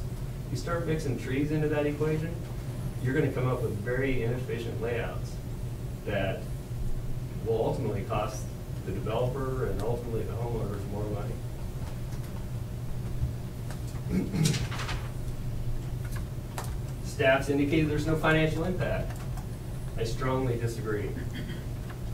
That's why I'm here tonight. That just rubbed me the wrong way. The loss of one lot in the city of Sandy is hundreds of thousands of dollars to the city of Sandy. So the financial impact to the city, there is a financial impact to the city. So if the statement was referring to the developer, well, obviously there's a financial impact to the developer, there's a financial impact to the person selling the property to the developer. So that really rubbed me the wrong way, and I think that's why I'm here tonight, because it wasn't right. I'd like to point out the city of Sandy collects a pretty hefty park fee on the final plat. It's one of the only cities that I know of that collects a fee with the plat, which is great. They also collect it again with SDCs when you pull a building permit. And I did a little research. If you add those two together, it's getting close to about $7 grand a lot. So look at a 40 lot subdivision. They're going to be paying about $274,000 for parks. I think some of that money could be used to plant trees in those parks. So run that 37% reduction across that $274,000 number. That's a loss of over 100 grand by removing 37% of those lots to the city. But there's no financial impact. Rather than trying to dictate what trees to save within developments, let the people decide what they want to plant on their private property. Those people will landscape their yards and plant trees. They'll take pride in what they plant rather than force on them what staff thinks that they want. The city already has restrictive overlays, like I talked about, in sensitive areas, steep slopes, wetlands. Let's plant the trees there. Let's preserve the trees there. That makes sense. I think the city of Sandy needs to really reconsider this entire chapter. It's becoming way more restrictive than other jurisdictions that I deal with. Back to my same statement, I mean, you really need to determine what the problem is and then figure out if you need a code to fix it. I urge you to deny the proposed changes to the tree code and to direct staff to start working with the people of Sandy to determine if they want a tree code or if they even need one in the residential areas. I've heard this term Tree City USA for several years. Tonight was the first night I Googled it, and I suggest you all do the same. It's pretty light standards to be on that list.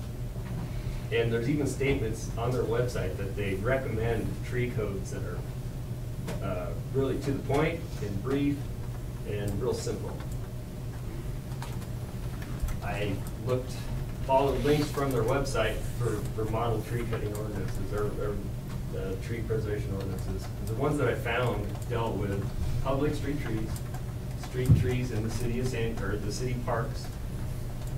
A lot of them didn't have any restrictions on private buildable property.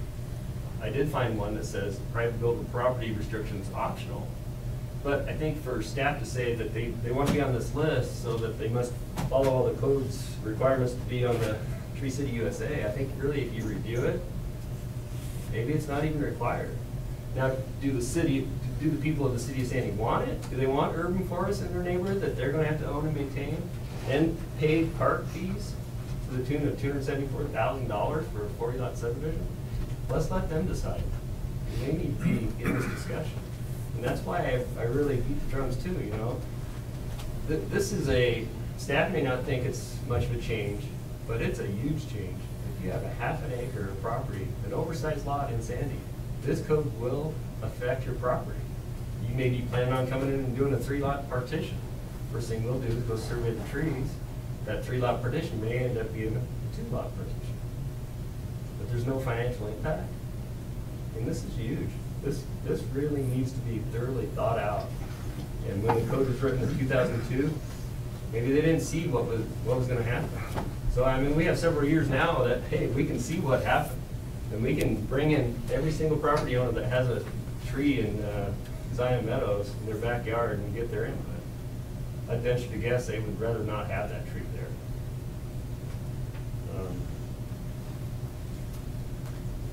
If you have any questions, let me know. And like I said in my letter, I'd be happy to volunteer my time and assist whatever I can do.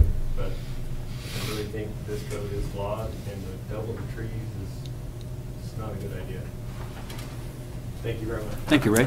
Mayor, just as a point of clarification for Ray, the financial impact piece on our staff reports is an internal issue, so that if there's a budgetary impact to our current budget, as maybe it's a project or some other thing, it's just for that purpose. It doesn't mean that there isn't other financial ramifications for a decision. It just means there's no financial impact to our budget based on this. Okay. Anyone else?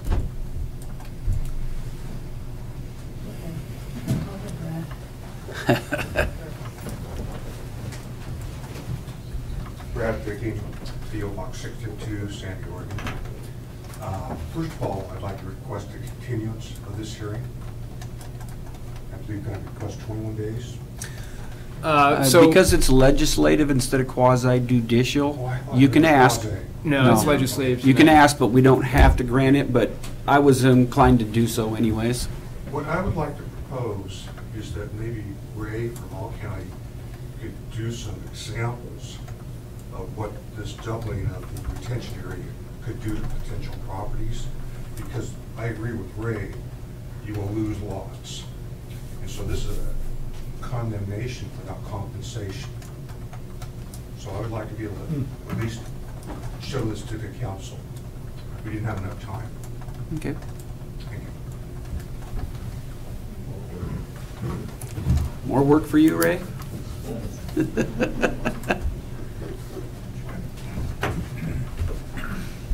So I also think it'd be a good idea to continue this. There's a whole lot of stuff to unpack here on this whole proposal. Regarding the mitigation trees and, you know, kind of dividing it up between what I can do on my residence and that I'm already there, been there for 30 years, versus what a developer can have, what can they do. You know, we've all seen it, and I was intimately, you know, involved in the fact that the developers went in clear-cut the whole Sandy Bluff subdivision a week before they annexed. That was the result. You know, we changed some of our laws, regulations because of that. So I don't have the same firm conviction that all developers are intended to, you know, protect the trees. And the fact that it could cost them some lots or land or money, I'm not so concerned about that. I think our holistic objective here is to create a subdivision that has, you know, that's beautiful, that has some trees, you know, because what you get when you get these big subdivisions is all these little teeny tiny trees, and all you see are houses. I mean, I was just sitting here looking at Street View and looking at some of the subdivisions to try to see where some of these trees that I think since then, you know, they've come in and asked some of these big, huge Doug firs that are some out there on Pacific Avenue and some of these other places, they've come in. When you look at these subdivisions, that's kind of, you know, you see these little trees in their neighborhood, in their yards and stuff, but what you really see are some of those big, huge Doug firs and cedars and things that are kind of behind the houses or in areas that haven't developed yet, or along Tickle Creek or whatever. And that really does change the look of the whole neighborhood. So I think it's really important that we have some tree retention policies here in these subdivisions. And I also agree with Emily, the fact that, putting them into islands is much more sustainable from a wind firm standpoint alone than trying to, create one tree here, one tree there, because not only will they, likely blow down, but the individual homeowners will, decide they don't want a, 4-foot Doug fir in their backyard, especially when the backyard's the size of a postage stamp. So I think it's a good thing to kind of create these islands. I think it can be done where there's, adjacent to parkland, adjacent to open space, in the parking strips, in the entrances to the subdivision. I think there's a lot of flexibility there. I think we did have an urban tree committee or something. I don't even know if I was involved in that. That's been 20-something years at least. Yeah, but it was, as I recall, a combination of developers and the parks, people interested in parks and trees and forestry. Carl, maybe you remember some of that. But I think there was a whole group of folks that kind of looked at the issues that we were having, that Emily she did a great job of kind of identifying what the problems are with that, and then tried to come up with a bunch of different ideas, kind of a toolbox, because I think developers want a toolbox, they don't want one solution, everywhere. So having a toolbox where, well, we could put, 3 little islands here, or which means, you don't lose conceivably any lots, or you're gonna put, a 1 acre tree retention area over here. So, I think giving them choices would be good, but I do think we do need to kind of come up with some sort of a way to kind of protect some of the existing trees we have out there. We've got Sandy Phase 6 or 7 or whatever it's going out there, and they've cut some trees, they've saved some trees. I'm anxious to see what's going to happen with that in the long term. So that's all with the whole development stuff. Then the whole aspect of what we can do on our residential lots, like I said, all of a sudden, I had those big, huge 4-foot cedars in my front yard, 5-foot cedars in my front yard. PG had topped them 40 years ago. They were full of rot. I called to get a permit and didn't need one because I was under an acre. So now I'm under this new changed regulations. So that concerns me that other people like me don't know about this. Second of all, so I think we need to get the word out to really clearly make people understand how they may be affected, even if you've lived in your lot for 30 years, all of a sudden the rules are changing. And then things like the definition of a tree, where all of a sudden, we're going down to 6 inches, and it doesn't, a rhododendron is not a tree in my book, and I've got, 6-inch rhododendrons in my yard. I've got a lot of bushes in my yard that I plan to do some chainsaw gardening, and I'm gonna have to be out there with a tape measure because some of these things are probably over 6 inches. So I'm concerned that all of a sudden trees are anything over 6 inches is being considered a tree. And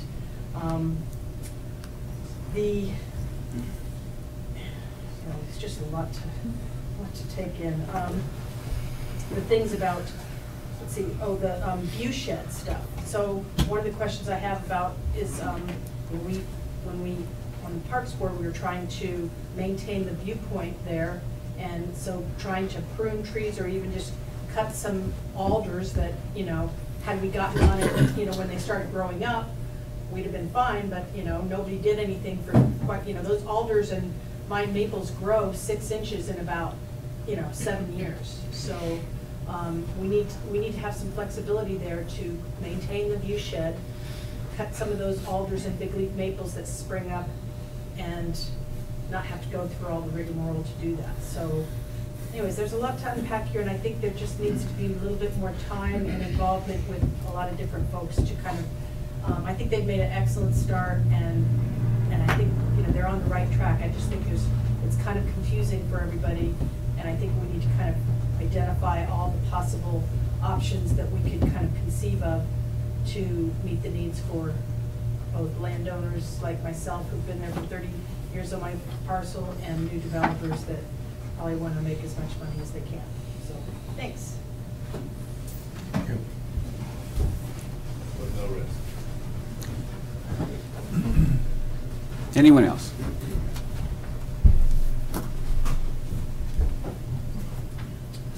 Yeah, my name's Jim Rays, 4020 Northeast 216th in Fairview. I'm a home builder, currently building in Zion, and I really just wanted to touch on a couple comments from Kelly and Emily. I just started my 21st home in there. The project's about done. There isn't a person in there that wants those trees, guys. I mean, and you're seeing the struggle. Address council, please. Excuse me. Yeah. Okay, so you're seeing the struggle with the dead trees. I seem to be the example of a couple scenarios there.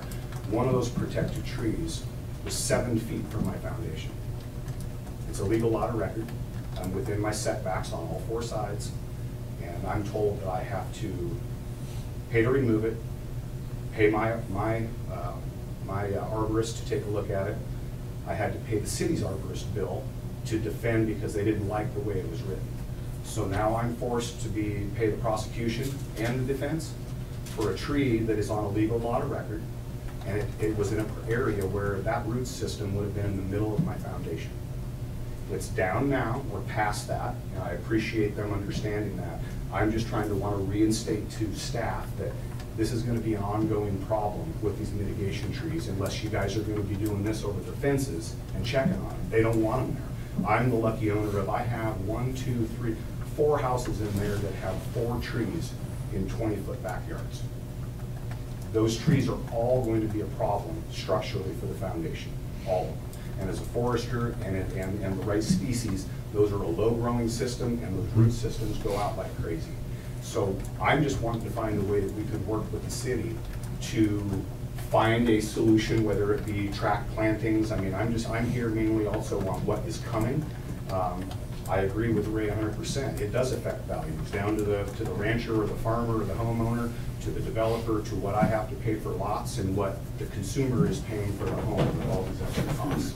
So I don't have the solution. I just know that the species and the space that we have to work with is a colossal error. And I think that you guys are going to be fighting preserving all of those trees in Zion for long after we're all gone.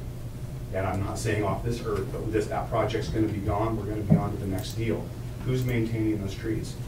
We already know that multiple of them are dead, have been removed, and I can guarantee you that the sentiment of all is I don't want those trees. So just for the record, so thank you. Thank you. So I think that brings up a good point, though, as far as, so staff's really stuck between a rock and a hard place. We're implementing the code. Planning Commission gave a decision. That decision was never appealed. I mean, that would be the process. You appeal the decision to City Council if they don't like the decision at the time, the developer. And a covenant was written, agreed upon, and recorded.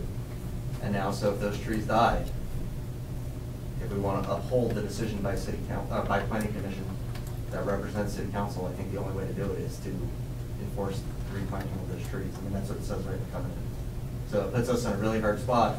I agree with Jim that maybe some of the people probably do want them because they're watering them. But I would agree that at least half the people in there probably don't want those trees. But as far as the codes regarded, and as far as that decision from Planning Commission for Zion Meadows, is those trees have to be maintained. So. Okay. Let me get this straight, Kelly. I don't have a good answer for you, but. Let me get this straight. I mean, so after the homeowner buys it, when they signed the title for their house, what's this covenant that you're speaking of? So when the developer finishes the subdivision, and not by, I mean all the houses, but finishes the utilities and the right of way and everything else, you sign a covenant that's recorded with the plat. And that covenant basically says that you have to keep the retention trees on these lots. The developer or the homeowner? Well, it's in perpetuity with the lot. So it goes with the title? It will transfer from whoever, the developer, to if like an individual like Mr. Reyes buys that lot, then it would transfer to him while he's building it. And then after that, once he sells it and the title goes to somebody else, then it transfers to them. That's how the covenant's written. So it's part of the title? It runs the land. Yeah. Every time That it's tree. sold or, yeah. So a living organism is part of the title of the... No, the covenant, I don't remember the specifics of this Does that subdivision. like come under CC&Rs, It's what's commonly known as CC&Rs? it's Covenants, codes, and restrictions for certain neighborhoods? however it was in this subdivision, there became a requirement that was imposed upon it that said basically for these lots, or every lot, I'm not sure of the specifics. Some lots, there needs to be a tree here. And if this one is cut down, dies, you need to replace it with something else. So that requirement is the covenant that runs with that property. I said I wouldn't talk, but I have some information about that. Sure, come on up, Dale. I promised I wouldn't. The tree covenant came from staff. It wasn't part of the code. I don't think you'll find the words in the old code. Maybe you will. How long ago, Dale? 2 years? 2 years ago? It came from staff, and staff decided that they were having problems with another issue where they didn't have a covenant. And so they had a protected tree in somebody's yard, and there was no way for that person to know, okay? So they decided, they didn't ask you guys, they just decided for us to write up legal descriptions, you know, because we're good at that. We can measure land, we can measure things, and to create these circles, these crop circles, all over the subdivision to protect this zone, for a tree. Some of them were existing big trees. I understand that maybe some of the trees were cut during development of the property, and so there were some additional small trees. But we created this easement in these people's backyard. At one point, they wanted the easement to go over the adjacent property, and I said, you can't create an easement on an adjacent property for a tree. You just can't do that, that's all legal. So some are partial circles, some are full circles, but it was an idea to try to enforce this thing. Where before, we had a protected tree and somebody cut it down, guess what? There was no enforcement because there wasn't an easement. It sort of worked fine, and it didn't put staff in this predicament of saying, well, now we have to enforce it. Well, you only have to enforce things that you want to enforce. So we're basically enforcing the decision from the planning commission, which is the subdivision has to retain this number of trees, and if they're not going to retain that number of trees, these are the number of mitigation trees. We don't need to get into a tit for tat over this, please. But don't blame the planning commission, because the planning commission knew nothing about those requirements. It was a last minute thing. Just before the plat recorded, we got a phone call or email and said, you got to create these documents. And we had a big fight about it behind scenes. And we said, no, we don't. There's nothing in the code that, yes, there is, and you're gonna do that, or we're not gonna sign the plat. It wasn't the planning commission. Just make sure you get your facts straight. Well, I'm not going to get into that, but the final order for a subdivision, if there is a covenant required, it says it right in the final order, which is signed by the planning commission chair. And that's what we go off of. So in that decision, if Dale or anybody else didn't like that decision or the language, that is an appealable decision to city council. Question, does any other subdivision besides Zion Meadows have this? Correct, a lot of them do, yeah. As starting it from what point? Because when I was on Plan Commission with Carl was on as well, we had areas where, yeah, the circle, crop circles, tree circles, whatever, of so many that we needed to keep. I mean, I reviewed hundreds of plans, right? But during the development stage, if they got cut down, they were fined. But if it wasn't during that period, a homeowner, I don't recall ever hearing about that change or what. So I guess I'd be interested in knowing when that change happened. Research it. It's been way more than 2 years, so it's been probably 5 or 6 years. Yeah. So it wasn't back when we were on. I don't remember them in the planning commission, but as a realtor, I've come across these things all the time. When I review that with the potential buyer, we talk about what those CC&Rs are, and there are trees in there are right-of-ways in there, there's all kinds of things that could pop up, and their colors of the house to the how many. But this wouldn't be a CC&R. Well, this would be. Kind of similar, though. It's similar, but not, because CC&Rs can be dissolved. And when the title shows that there's a requirement that tree has to be there, we talk about that, and we end up figuring out what they like that or don't like that. If they don't like that, then they go somewhere else. But they are popping up in the title searches and the CC&Rs. I guess that's what I call them, where I see them showing up. I mean, otherwise I don't know how you They're there. have a mechanism to retain the trees on the property. Well, my understanding with CC&Rs, and that's why I say that, is because we were told up here from Planning Commission and Council that the city of Sandy has no way of enforcing CC&Rs. That's with the Homeowners Association.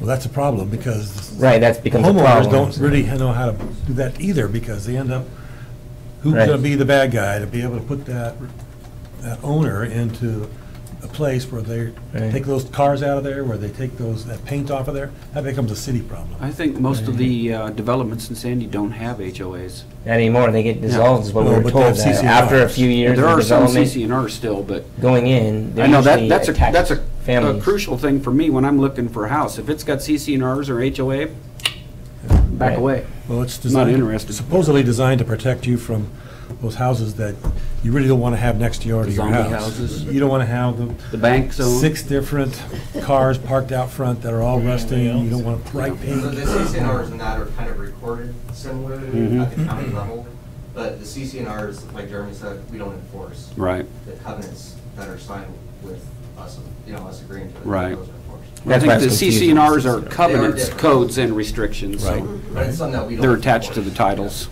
What I've seen with a lot of the HOAs that are in paperwork is nobody ever sets anything up or does anything. So They they usually should- dissolved after a couple years, is what I've been Yeah. told. The Yeah. city told us that, Right. unless they have an attached roof line. Yes, sir.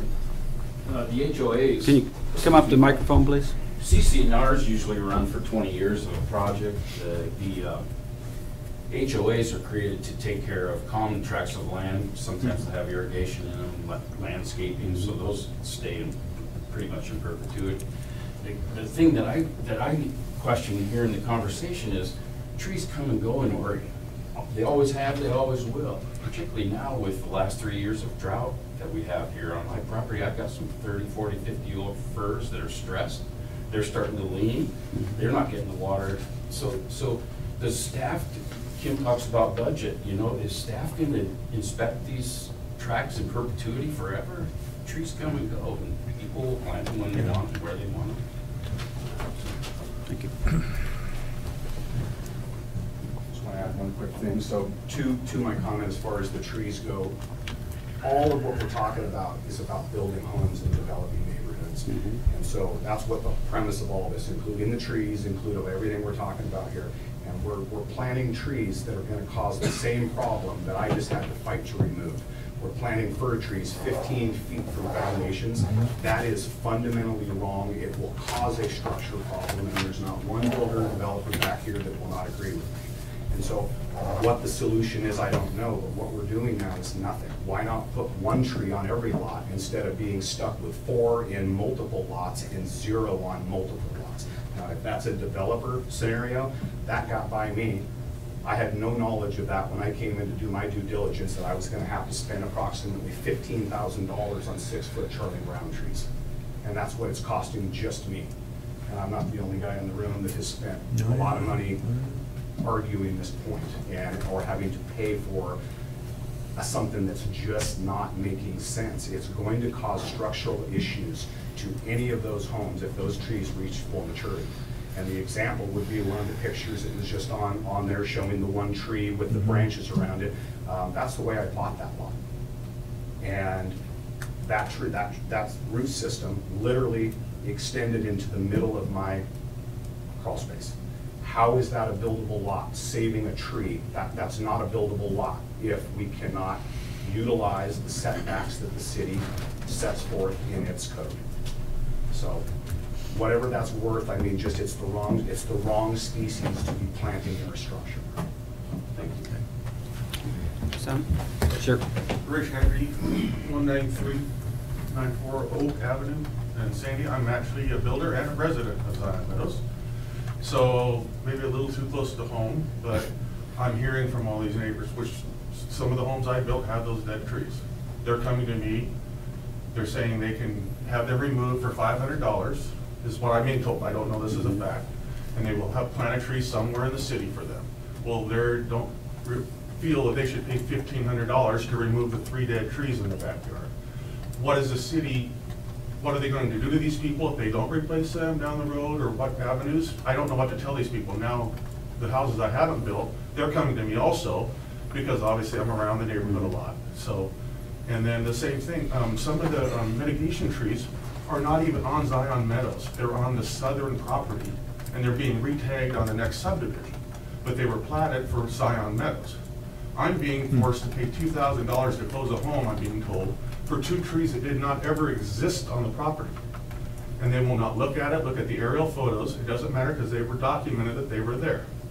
So I'm saying this whole thing has just gotten out of hand, and I don't know what to tell people or the city, or they need to make an address, a city thing for that neighborhood or something in order to rectify this problem for them. Thank you. Sounds like we got some issues with this project. Sounds like we've still got some work to do in front of us. I do appreciate everything you've done, Emily, and I know it's been a lot of work, and it's probably disappointing to hear all the negativity towards this, but hopefully we can work together with some of these folks and get something put together that works for everybody. So.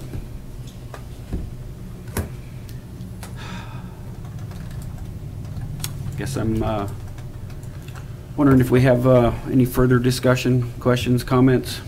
Is there anybody else that wanted to talk?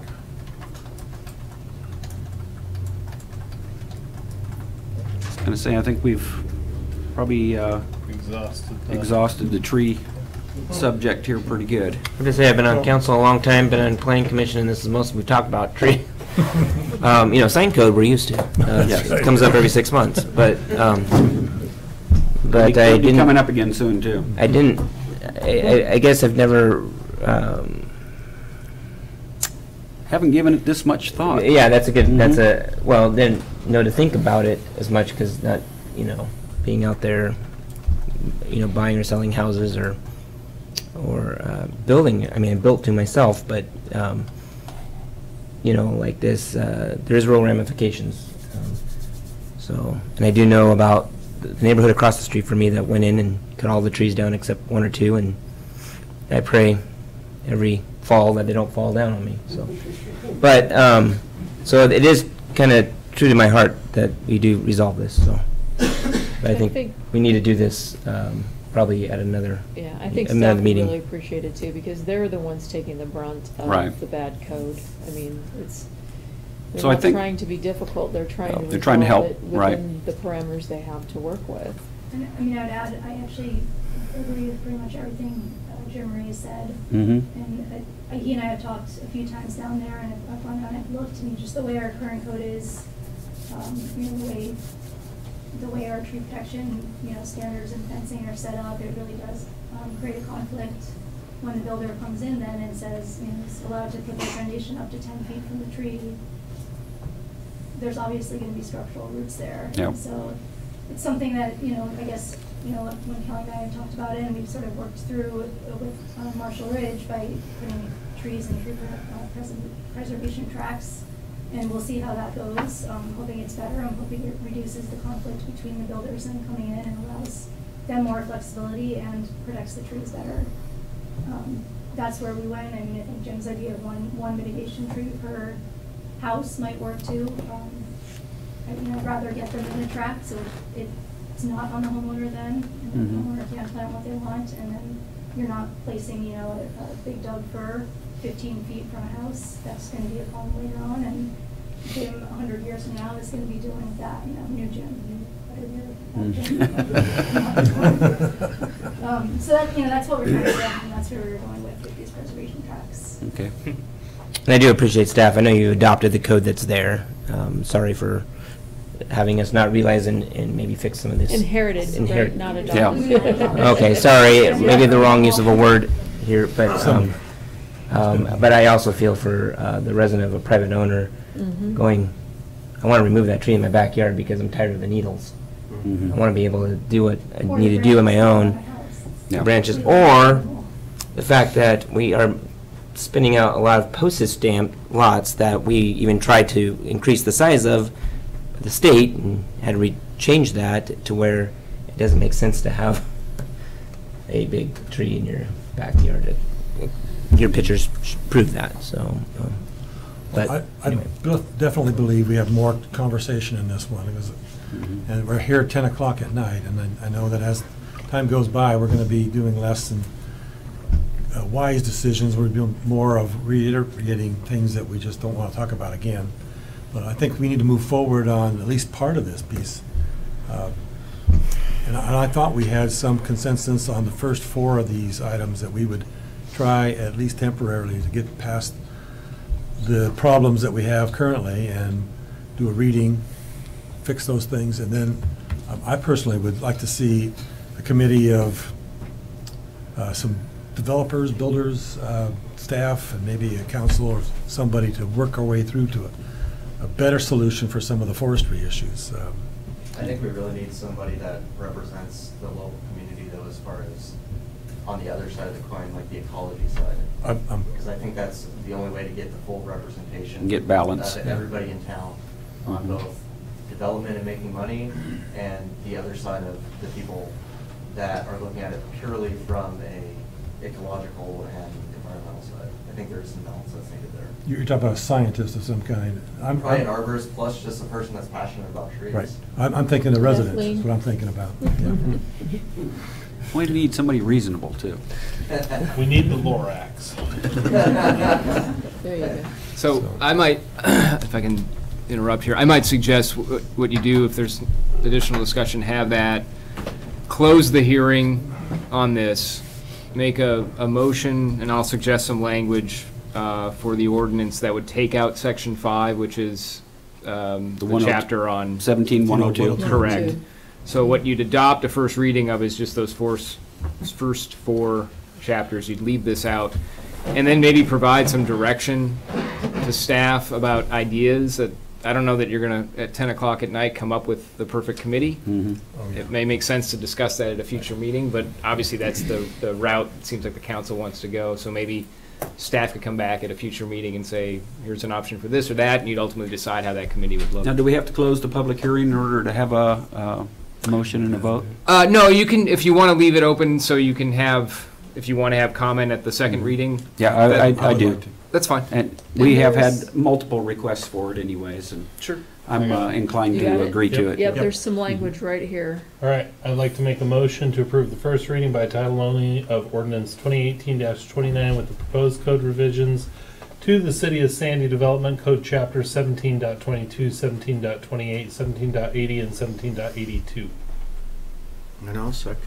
Did that meet your... And strike section 5 from that ordinance. And strike section 5 from that ordinance. Say second again. Second it. All right, motion by John, second by Scott, that we approve or I guess I got to call for the first reading by title only first, please. Yes. Ordinance 2018-29, amending Development Code Chapter 17.22, 17.28, 17.80, and 17.82, minus Section 5. Okay, now, motion by John, second by Scott, that we approve the first reading of Ordinance 2018-29, amending Development Code Chapter 17.22, 17.28, 17.80, and 17.82. All those in favor signify by saying aye. Aye. Opposed? Motion carries. That's clear with the removing section 5. Okay, Yep. got it. And did that actually include some of the cleanup and language and everything? Yeah, we'll do that between this reading and the next reading. Okay. So we won't make a call for a second reading No. right now? No. Correct. And that'll be November 5th. Correct. Cool. Yeah. And we want to talk about what to do with 102? I'll leave that up to you. Okay. Anybody in the room interested in being a part of a committee, so we at least take names? 10 people. Folks. Okay. Okay, there's 3. There's 3. Or 5. Yeah, okay, Well, we're let's good don't at get 3. too many. Let's keep it minimal. Kathleen, Jim, who else? We'll just capture the names. Yeah, Ray. I'm sorry, who are you? Jason Strulin. Thank you, Jason. Okay. Alan was in that too. I think it'd be good to, put the word out too, because there's probably a lot of residents, some residents that might be Mhm. interested. Yeah. Yeah, I think Because that's the first thing you hear about when they start with the development and the tree falling. That's what's on Facebook and everybody's all upset about is the tree falling, so. We can solicit some. Yeah, we had a lot of that with one of the recent subdivisions on the north end of town, Yeah. with Olson. Mhm. Those 3. So yeah, I mean, if the intention is to hear from the residents, I think putting it out there. Yeah. Get a person who's able to talk and also has a little bit of vision to him too. I could suggest, I'll just compile a list of everybody that's interested, bring it forward, and then you guys can make some selections. Yeah. Okay. Yep. So I'm interested. Okay. Okay. And if there's an Oh, no arborist- troublemakers. Want to get it done. Just kidding. It would be good to have a professional. That was off the there. record. Yeah. Ray, got it, okay. Okay. Mayor, may I suggest a change to the agenda? Our folks from Hoodview Disposal have been very patiently waiting. Oh, they are for here. their Okay. turn Okay, at yeah. 10 o'clock. I'd like to get them up before we handle the internal staff Sure. matter. Thanks for coming, everybody. Yeah. Ray, thanks for getting the word out, too. Yep. Thanks, Ray. Appreciate it. Thanks, Tim. Yeah. Thanks for bringing your input. Is that an option? Thanks, Jim. Thanks, Brad. Thanks, Brad. When are you going to Hawaii? Yeah, I was wondering why you're here. Wow. Keep my note. Hey, how you doing? You want a cookie? So I wanna open this up, Mayor, real quickly. I'm gonna Carl? explain to you the poor position these folks are in. They're required, and correct me when I get some of this wrong here, they're required by ORS to provide recycling services, but the state doesn't give them a place to put it. So their options have been very limited. They've come before you before to talk about that. It's actually cheaper to put it in a landfill, which they're not allowed to do, than it is to put it in recycling. So they're gonna need a rate increase to cover the costs associated with with the fact that China's not taking recycling anymore. Is that pretty much it in a nutshell? That's it in a nutshell. Okay. But we're here to talk about trees. That group just left. That is We over. closed that hearing. You're too late. And we are not going to torture you with the agony of another PowerPoint presentation tonight. On my left is Andy Cahoot. On my right is the brains of the outfit, Crystal. And my name is Steve Donovan, and we are Sandy, or I should say Hoodview Disposal and Recycling. We're going to have bullet points, 2 bullet points tonight. Why are we here? First and foremost, recycling. You're a paper guy. You know what's happened to the world's paper mills in the United States. The industry's gone away. Yep. Over the last 40 years, the People's Republic of China has targeted that industry worldwide. They have centrally planned their economy around pulp and paper and packaging. They have, over the last 40 years, we are the Saudi Arabia of scrap. All of our scrap goes to China. We get it back as fiber, packaging, and so on, liner board, even masonite type products and other things, at a cost lower than our domestic industry can provide it. That industry is now going away. Well, as of July 1, 2018, China decided in their centrally planned economy that they will no longer be taking scrap from around the world for some pretty good reasons. You can't breathe the air and you can't drink the water there because these industries are extremely polluted, and we certainly understand that. We have no place to go with our recyclables that we collect from the curbside program. Last year, we recovered the entire year, 2017, $4,600 in revenue from all the recyclables that we collected at your curb.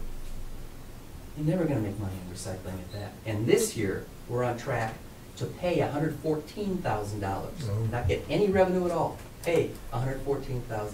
And what Kim had pointed out is, we can take a ton of garbage and we can landfill it for 95 bucks a ton. We can take a ton of recyclables that we collected at your house, and it's going to cost us $130. And it's getting close to the point, and we're very, very concerned about this, that the domestic processors may stop taking it in its entirety. And under statute, ORS 459A says you've got to take it. You've got to. It was a grand, noble concept 20 years ago that we were going to start recycling, and the industry was going to take hold, and we were going to turn water into wine. Well, we're not turning water into wine. So. And you guys have been eating the cost to get us to the first of the year, is that correct? We were here last fall with our hats in our hands, and you gave us a buck, and we said, we don't think this is going to work, but we're going to take a shot because everybody else knows this is coming. China's going to put the kibosh on us. Well, we were right. We are this year we're hoping to break even this year. Without rate relief, we will be losing money. And at that point, we're going to have to petition emergency rate relief. It'll be even more than what we're wanting today. So that's why we're here. What do we want? We want $2.70 a month from each one of you to help us get back onto a level I'll give you the playing field. $2.70 if I don't have to pay for my business too. Yeah, but fix those damn trees. So that's it. I mean, you guys are tired. It's been a long night. We're here. Everybody in the region has endured this. Portland in May raised their rates in advance. We've been holding off. And now the bump is, we're probably going to be back next year for a like number, so bigger. This is not going away. It's not getting any better. And the China situation with the United States right now from a trade perspective is going to be going from a trade imbalance to an asymmetric situation. The Chinese are going to do things other than on a trade basis to try to fix this, and it's not going to get better anytime soon. Thank you. And in order for us to get this implemented on January 1st, we need your permission to get cracking on this right away, because we're going to need to notify our customers by November of the coming increase. So we're asking that you approve our request tonight. Okay, I have a few questions. Just curious, if it's mandated by ORS, are they looking at the state of changing any of the rules? They are looking at changing some of the rules. In fact, DEQ does allow, they call it concurrence, for some processing facilities to dispose of some materials. Now, that has taken place in rural Oregon currently. There are some programs have eliminated items like mixed waste paper and plastic bottles from curbside. The metro area, DEQ has decided not to allow that to happen in the metro area. So for now, we're still going to collect all the materials, and we've been able to market all those materials at a cost. We're paying from our own processing center. Your materials in Sandy go to our own processing center. All those materials have been recycled. We have not thrown any of those into a landfill. But that is happening in other parts of the state. Those discussions that you're asking about are happening bi-weekly with the EQ and the stakeholders. Because when I go over to Central Oregon there, and we go, where do we recycle? And they go, oh, you're from Portland area, aren't you? Right, because we don't recycle over here. Right. So when you say it's an ORS, but yet they don't have to do it over there. Jeremy, let me read it to you. Yeah. This is right out of the statute. The number of recycling program elements for cities and counties that must implement and comply with this subsection are as follows. For cities with a population of more than 10,000, but not more than 50,000, that are located 150 miles or less from the city of Portland. So it's not the whole state. No, it's very much so. It's very Oh. much delineated. It's very much organized to the I-5 corridor. And for that, then it goes, now here's that if test. You must provide the three basic, the little tub container, garbage same day as recycling, and opportunity recycle. And you have to add yard debris, and you have to have commercial recycling, and you have to have multifamily recycling capability. It's that tightly crafted in the statute, and it really is organized around the I-5 corridor. So there you go. Is there something that we as citizens can do to help you from coming back and bringing a $3 a month fee? It can be like recycle better? Stuff in the trash. No, that's not the question. Non-monetary. Like, can we organize our recyclables better? Can we burn our plastics instead? It's the end markets, and the grand bargain that we made 20 years ago on recycling is that if we kickstart this, and you've done this all the time, recycling is a terrible loser, but we'll take the garbage to subsidize the recycling, and we'll plant this tree, and these green shoots will grow, and this industry will take over, and Tree ideas again. that didn't work. The best way for you to solve this problem is to buy less stuff. Buy less packaging.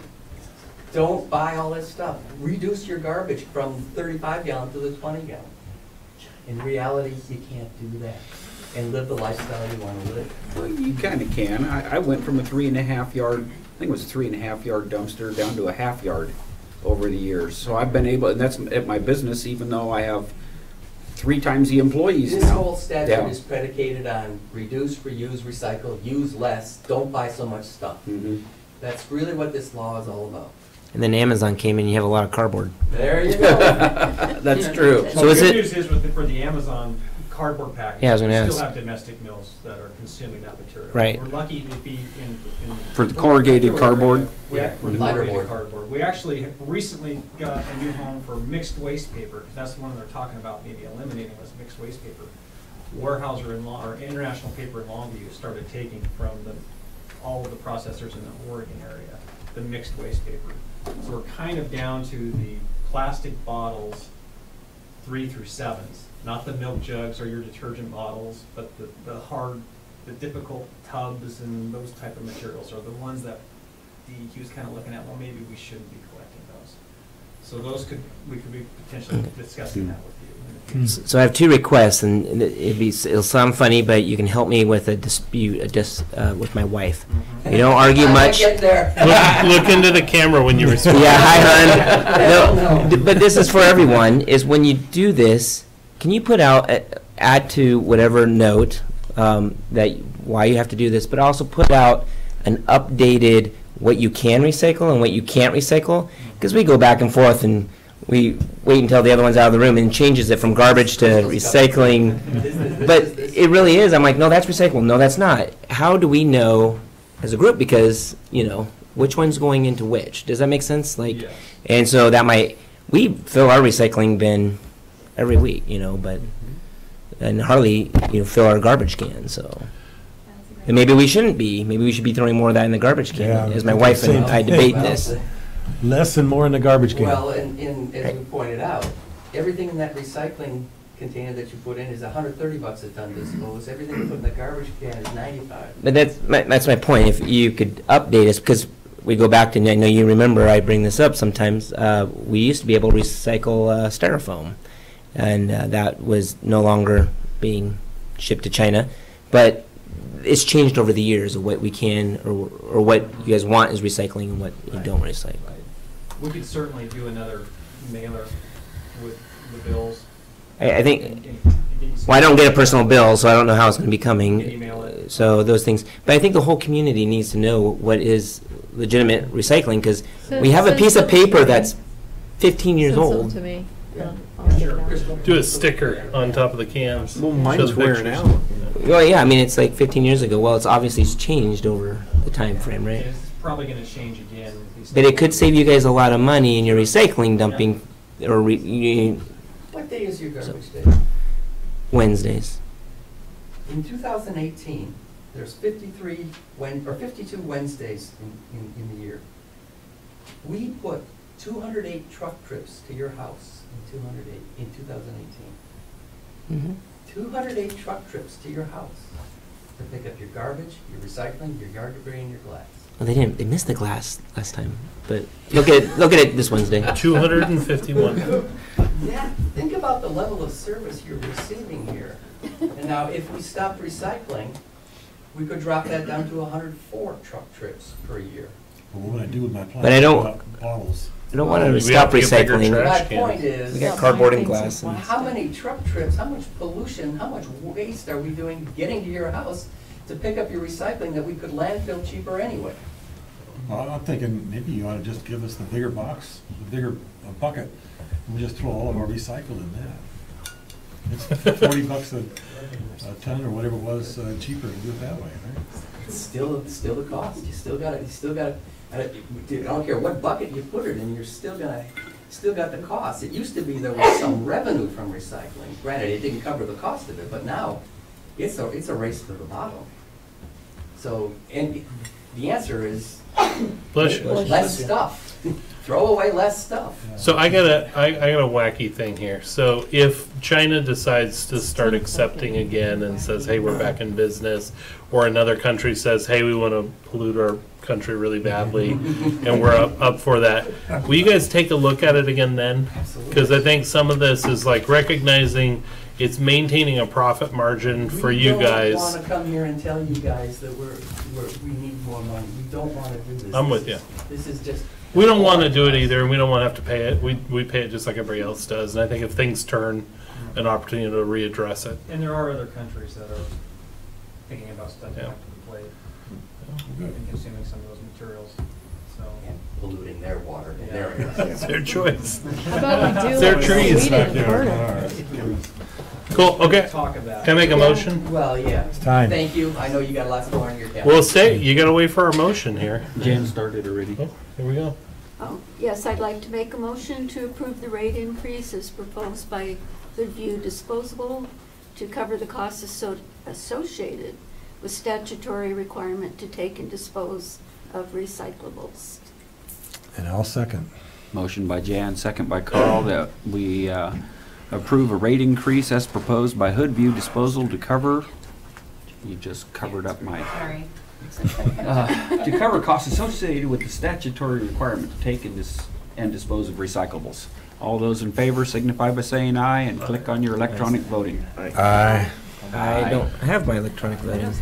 You must not. I said aye, but And will you include in the next outgoing bill or? Oh, we're not done? And opposed? Okay, now we're done. All right. Thanks, So the guys, for idea hanging out. of, Yeah, thank you. Sorry. how a Sorry about person the tree can thing. look at recycling better, and I think putting that on the back of the notice. I think- Considering it's Did about. you ever get the voting? Yeah. because we produce and gather a lot of garbage. I have 3 properties with garbage, so I get service on Tuesday, Thursday, and Friday. And I would like to know how to lower my garbage bill. So I'm just one person, but with a lot of garbage. Thank you. Mayor, thanks to staff. Thanks, guys. Giving a big heads up here. Thanks for hanging out with us so late. Yeah. Should've gone to a movie or dinner. Carrie, Solve our tree problem for us, would you? Carrie, the thing's finally popped up, but it has a green circle and it won't let you vote. It's just half of the pop-up windows there. Yeah, mine doesn't. Let the record reflect Jeremy voted yay. He voted present. Does he even care? Anyway. Thank you, Andy, What a for waiting day. to be last. Oh my. I would like to defer this to our next meeting. That'd be awesome. Hey, this is starting to become the old. All right, come on, let's let her get on with Okay, it. really quick. So in June of 2017, you signed a resolution allowing me to enter into the Transportation Growth Management Program grant award process. We were awarded that grant. Since that time, we've gone through a request for proposals process with ODOT and some other committee selection members. We've selected, out of a group of 6 proposals, we selected a fantastic group of consultants. We have developed the scope of work with the consultants and ODOT. ODOT and the consultants are in agreement on the scope of work and the price of the project. And so all we need tonight is City Council's approval to enter this intergovernmental agreement that it will allow Sandy to complete the planning process. The planning process of, Oh, an updated transit master plan. thank you. Thank you, yes. Our last plan was approved in 2009, so it's definitely time. And we can get started Soon. this month. Fantastic. Sign this IGA. How long is it gonna take to complete? August of 2019, we should have Next a new year. plan in place. Okay. Yes. And this is for most mass transit or our entire This is, transportation system? it's Sandy's transit, so Okay. there will be elements of looking at pedestrian connections, bicycle connections, multimodal, Mhm. but it's primarily for transit. Okay. Will it include part of Estacada? And the question Yes. is it legal for us to plan for Estacada? It will plan for our route to Estacada. So I can't plan for transit inside Estacada necessarily, but it definitely, especially with the transportation bill that recently passed, there's a larger look at connectivity in the region. So it will definitely include Estacada and other surrounding areas. Okay. All right, questions, comments, discussion, motions? Motions. It costs we'll be spending 19,000. 19,152 is our match. And we have money for that out of the transit tax. We do. And Okay. most of that match will be spent on staff time at these meetings, meeting rooms if we have to reserve rooms and pay for them. I think maybe on page 30, all of our expected costs are in the scope of work. and what we plan to spend. So the 19,000 is in kind services? Mhm. So it's not even actually dollar amounts out of it, it's just in kind. Even better yet. Even better. Motion? Make a motion to authorize city manager to sign an IGA between Sandy and the Oregon Department of Transportation to complete an updated transit master plan. Second that. Motion by John, second by Scott, that we authorize the city manager to sign an IGA between Sandy and ODOT to complete an updated transit master plan. All those in favor signify by saying aye. Aye. Opposed? Motion carries. Thank you. Oh, I see it now, but literally it's half cut off the screen. Did you? All right. We're good. Nothing in the consent agenda. City manager's report? The transportation priorities workshop, we had to move to October 30th. We had a scheduling conflict. And I just wanted to acknowledge Kelly and Emily and the rest of the staff. The fervor over Ray's email created a lot of unnecessary beratement of him and his staff today. I received phone calls and emails that were difficult for him. He took it like a champ. I think he presented himself, and Emily did too, very professionally tonight. And I'm very proud of them. Agreed. Thank you. Thank you. Thank you. Good job. Committee reports? Jeremy? I don't have one. John? School board meeting, we did have a brief presentation about the youth council, and I did talk with DJ Anderson before. We're gonna have a little more time for planning on specifics of what we're looking for, and then go back to the school board meeting with a little more in-depth presentation. May I add a little something? Sure. We are having a little bit of difficulty with Derek.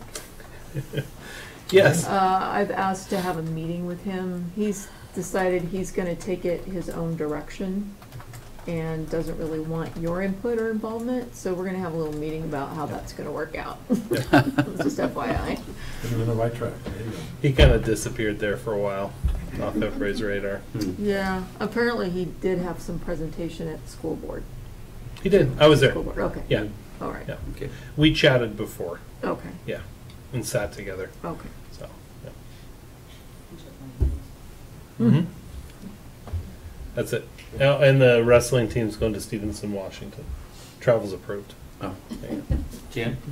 I don't have a committee report, just have something else for after that. Okay. Carl?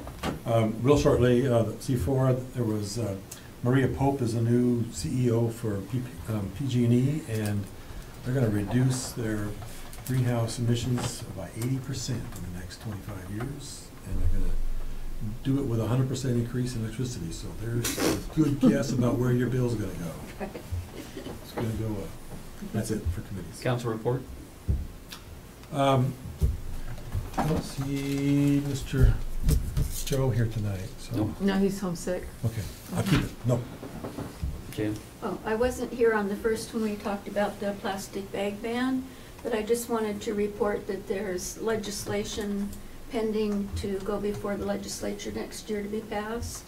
One of our neighboring representatives, Carla Peluso, you might know, she was a 30-year policeman and police chief. She's the sponsor for it at this time, and we should get a copy of it in November to take a look at. Cool. Sounds like we made the right call. Let the higher authorities take care of it. John? All right, something everybody's been waiting for, right? The city manager hiring committee. We've met twice, just a couple quick updates. We've had some very productive meetings. All the candidates have been reviewed. We were past 19 candidates. So we've reduced that down. We're going to be reaching out and making contact to some candidates to invite them in for an interview. Very, very strong candidate pool. We're going to ask right now tentatively to hold the 30th as a potential interview date, and Angie will be working with Kim. It's a Tuesday, and we do have a workshop that evening as well too. So if you can kind of keep a spot on that, or eye on that day for now, and then as Angie works through the schedule, she'll be in touch with us. We do have some different panels that we're working on specifics for, as well as a community panel that Bill, you'll be forwarded some names from Angie as well too on that selection process. Great. So very productive. We're making some really good progress. Everybody showed up, had screened and reviewed and done everything they needed to, and that's always a good thing when you're running a search committee, so. Good. Was the community pretty involved, and they were pretty committed to showing up? And No, all the those? community's not involved They yet. haven't been notified yet, so Okay, we just- just today talked about what those panels will look like Okay. and who will be involved in those I meant- panels, I- so. I meant, are they applying their names, they want to be a part of the committees, you haven't made selections who they are yet, or you just haven't even asked yet? for the We haven't committees? asked yet, Okay. yeah, we just discussed today, we'll go before the mayor with some names. Okay. Yeah. All right. I don't. Jeremy? No. I had a few things, but you know, I think I'm going to save them for another day, so. Yeah. It's late. You wimp. But Jeremy and I were on planning commission.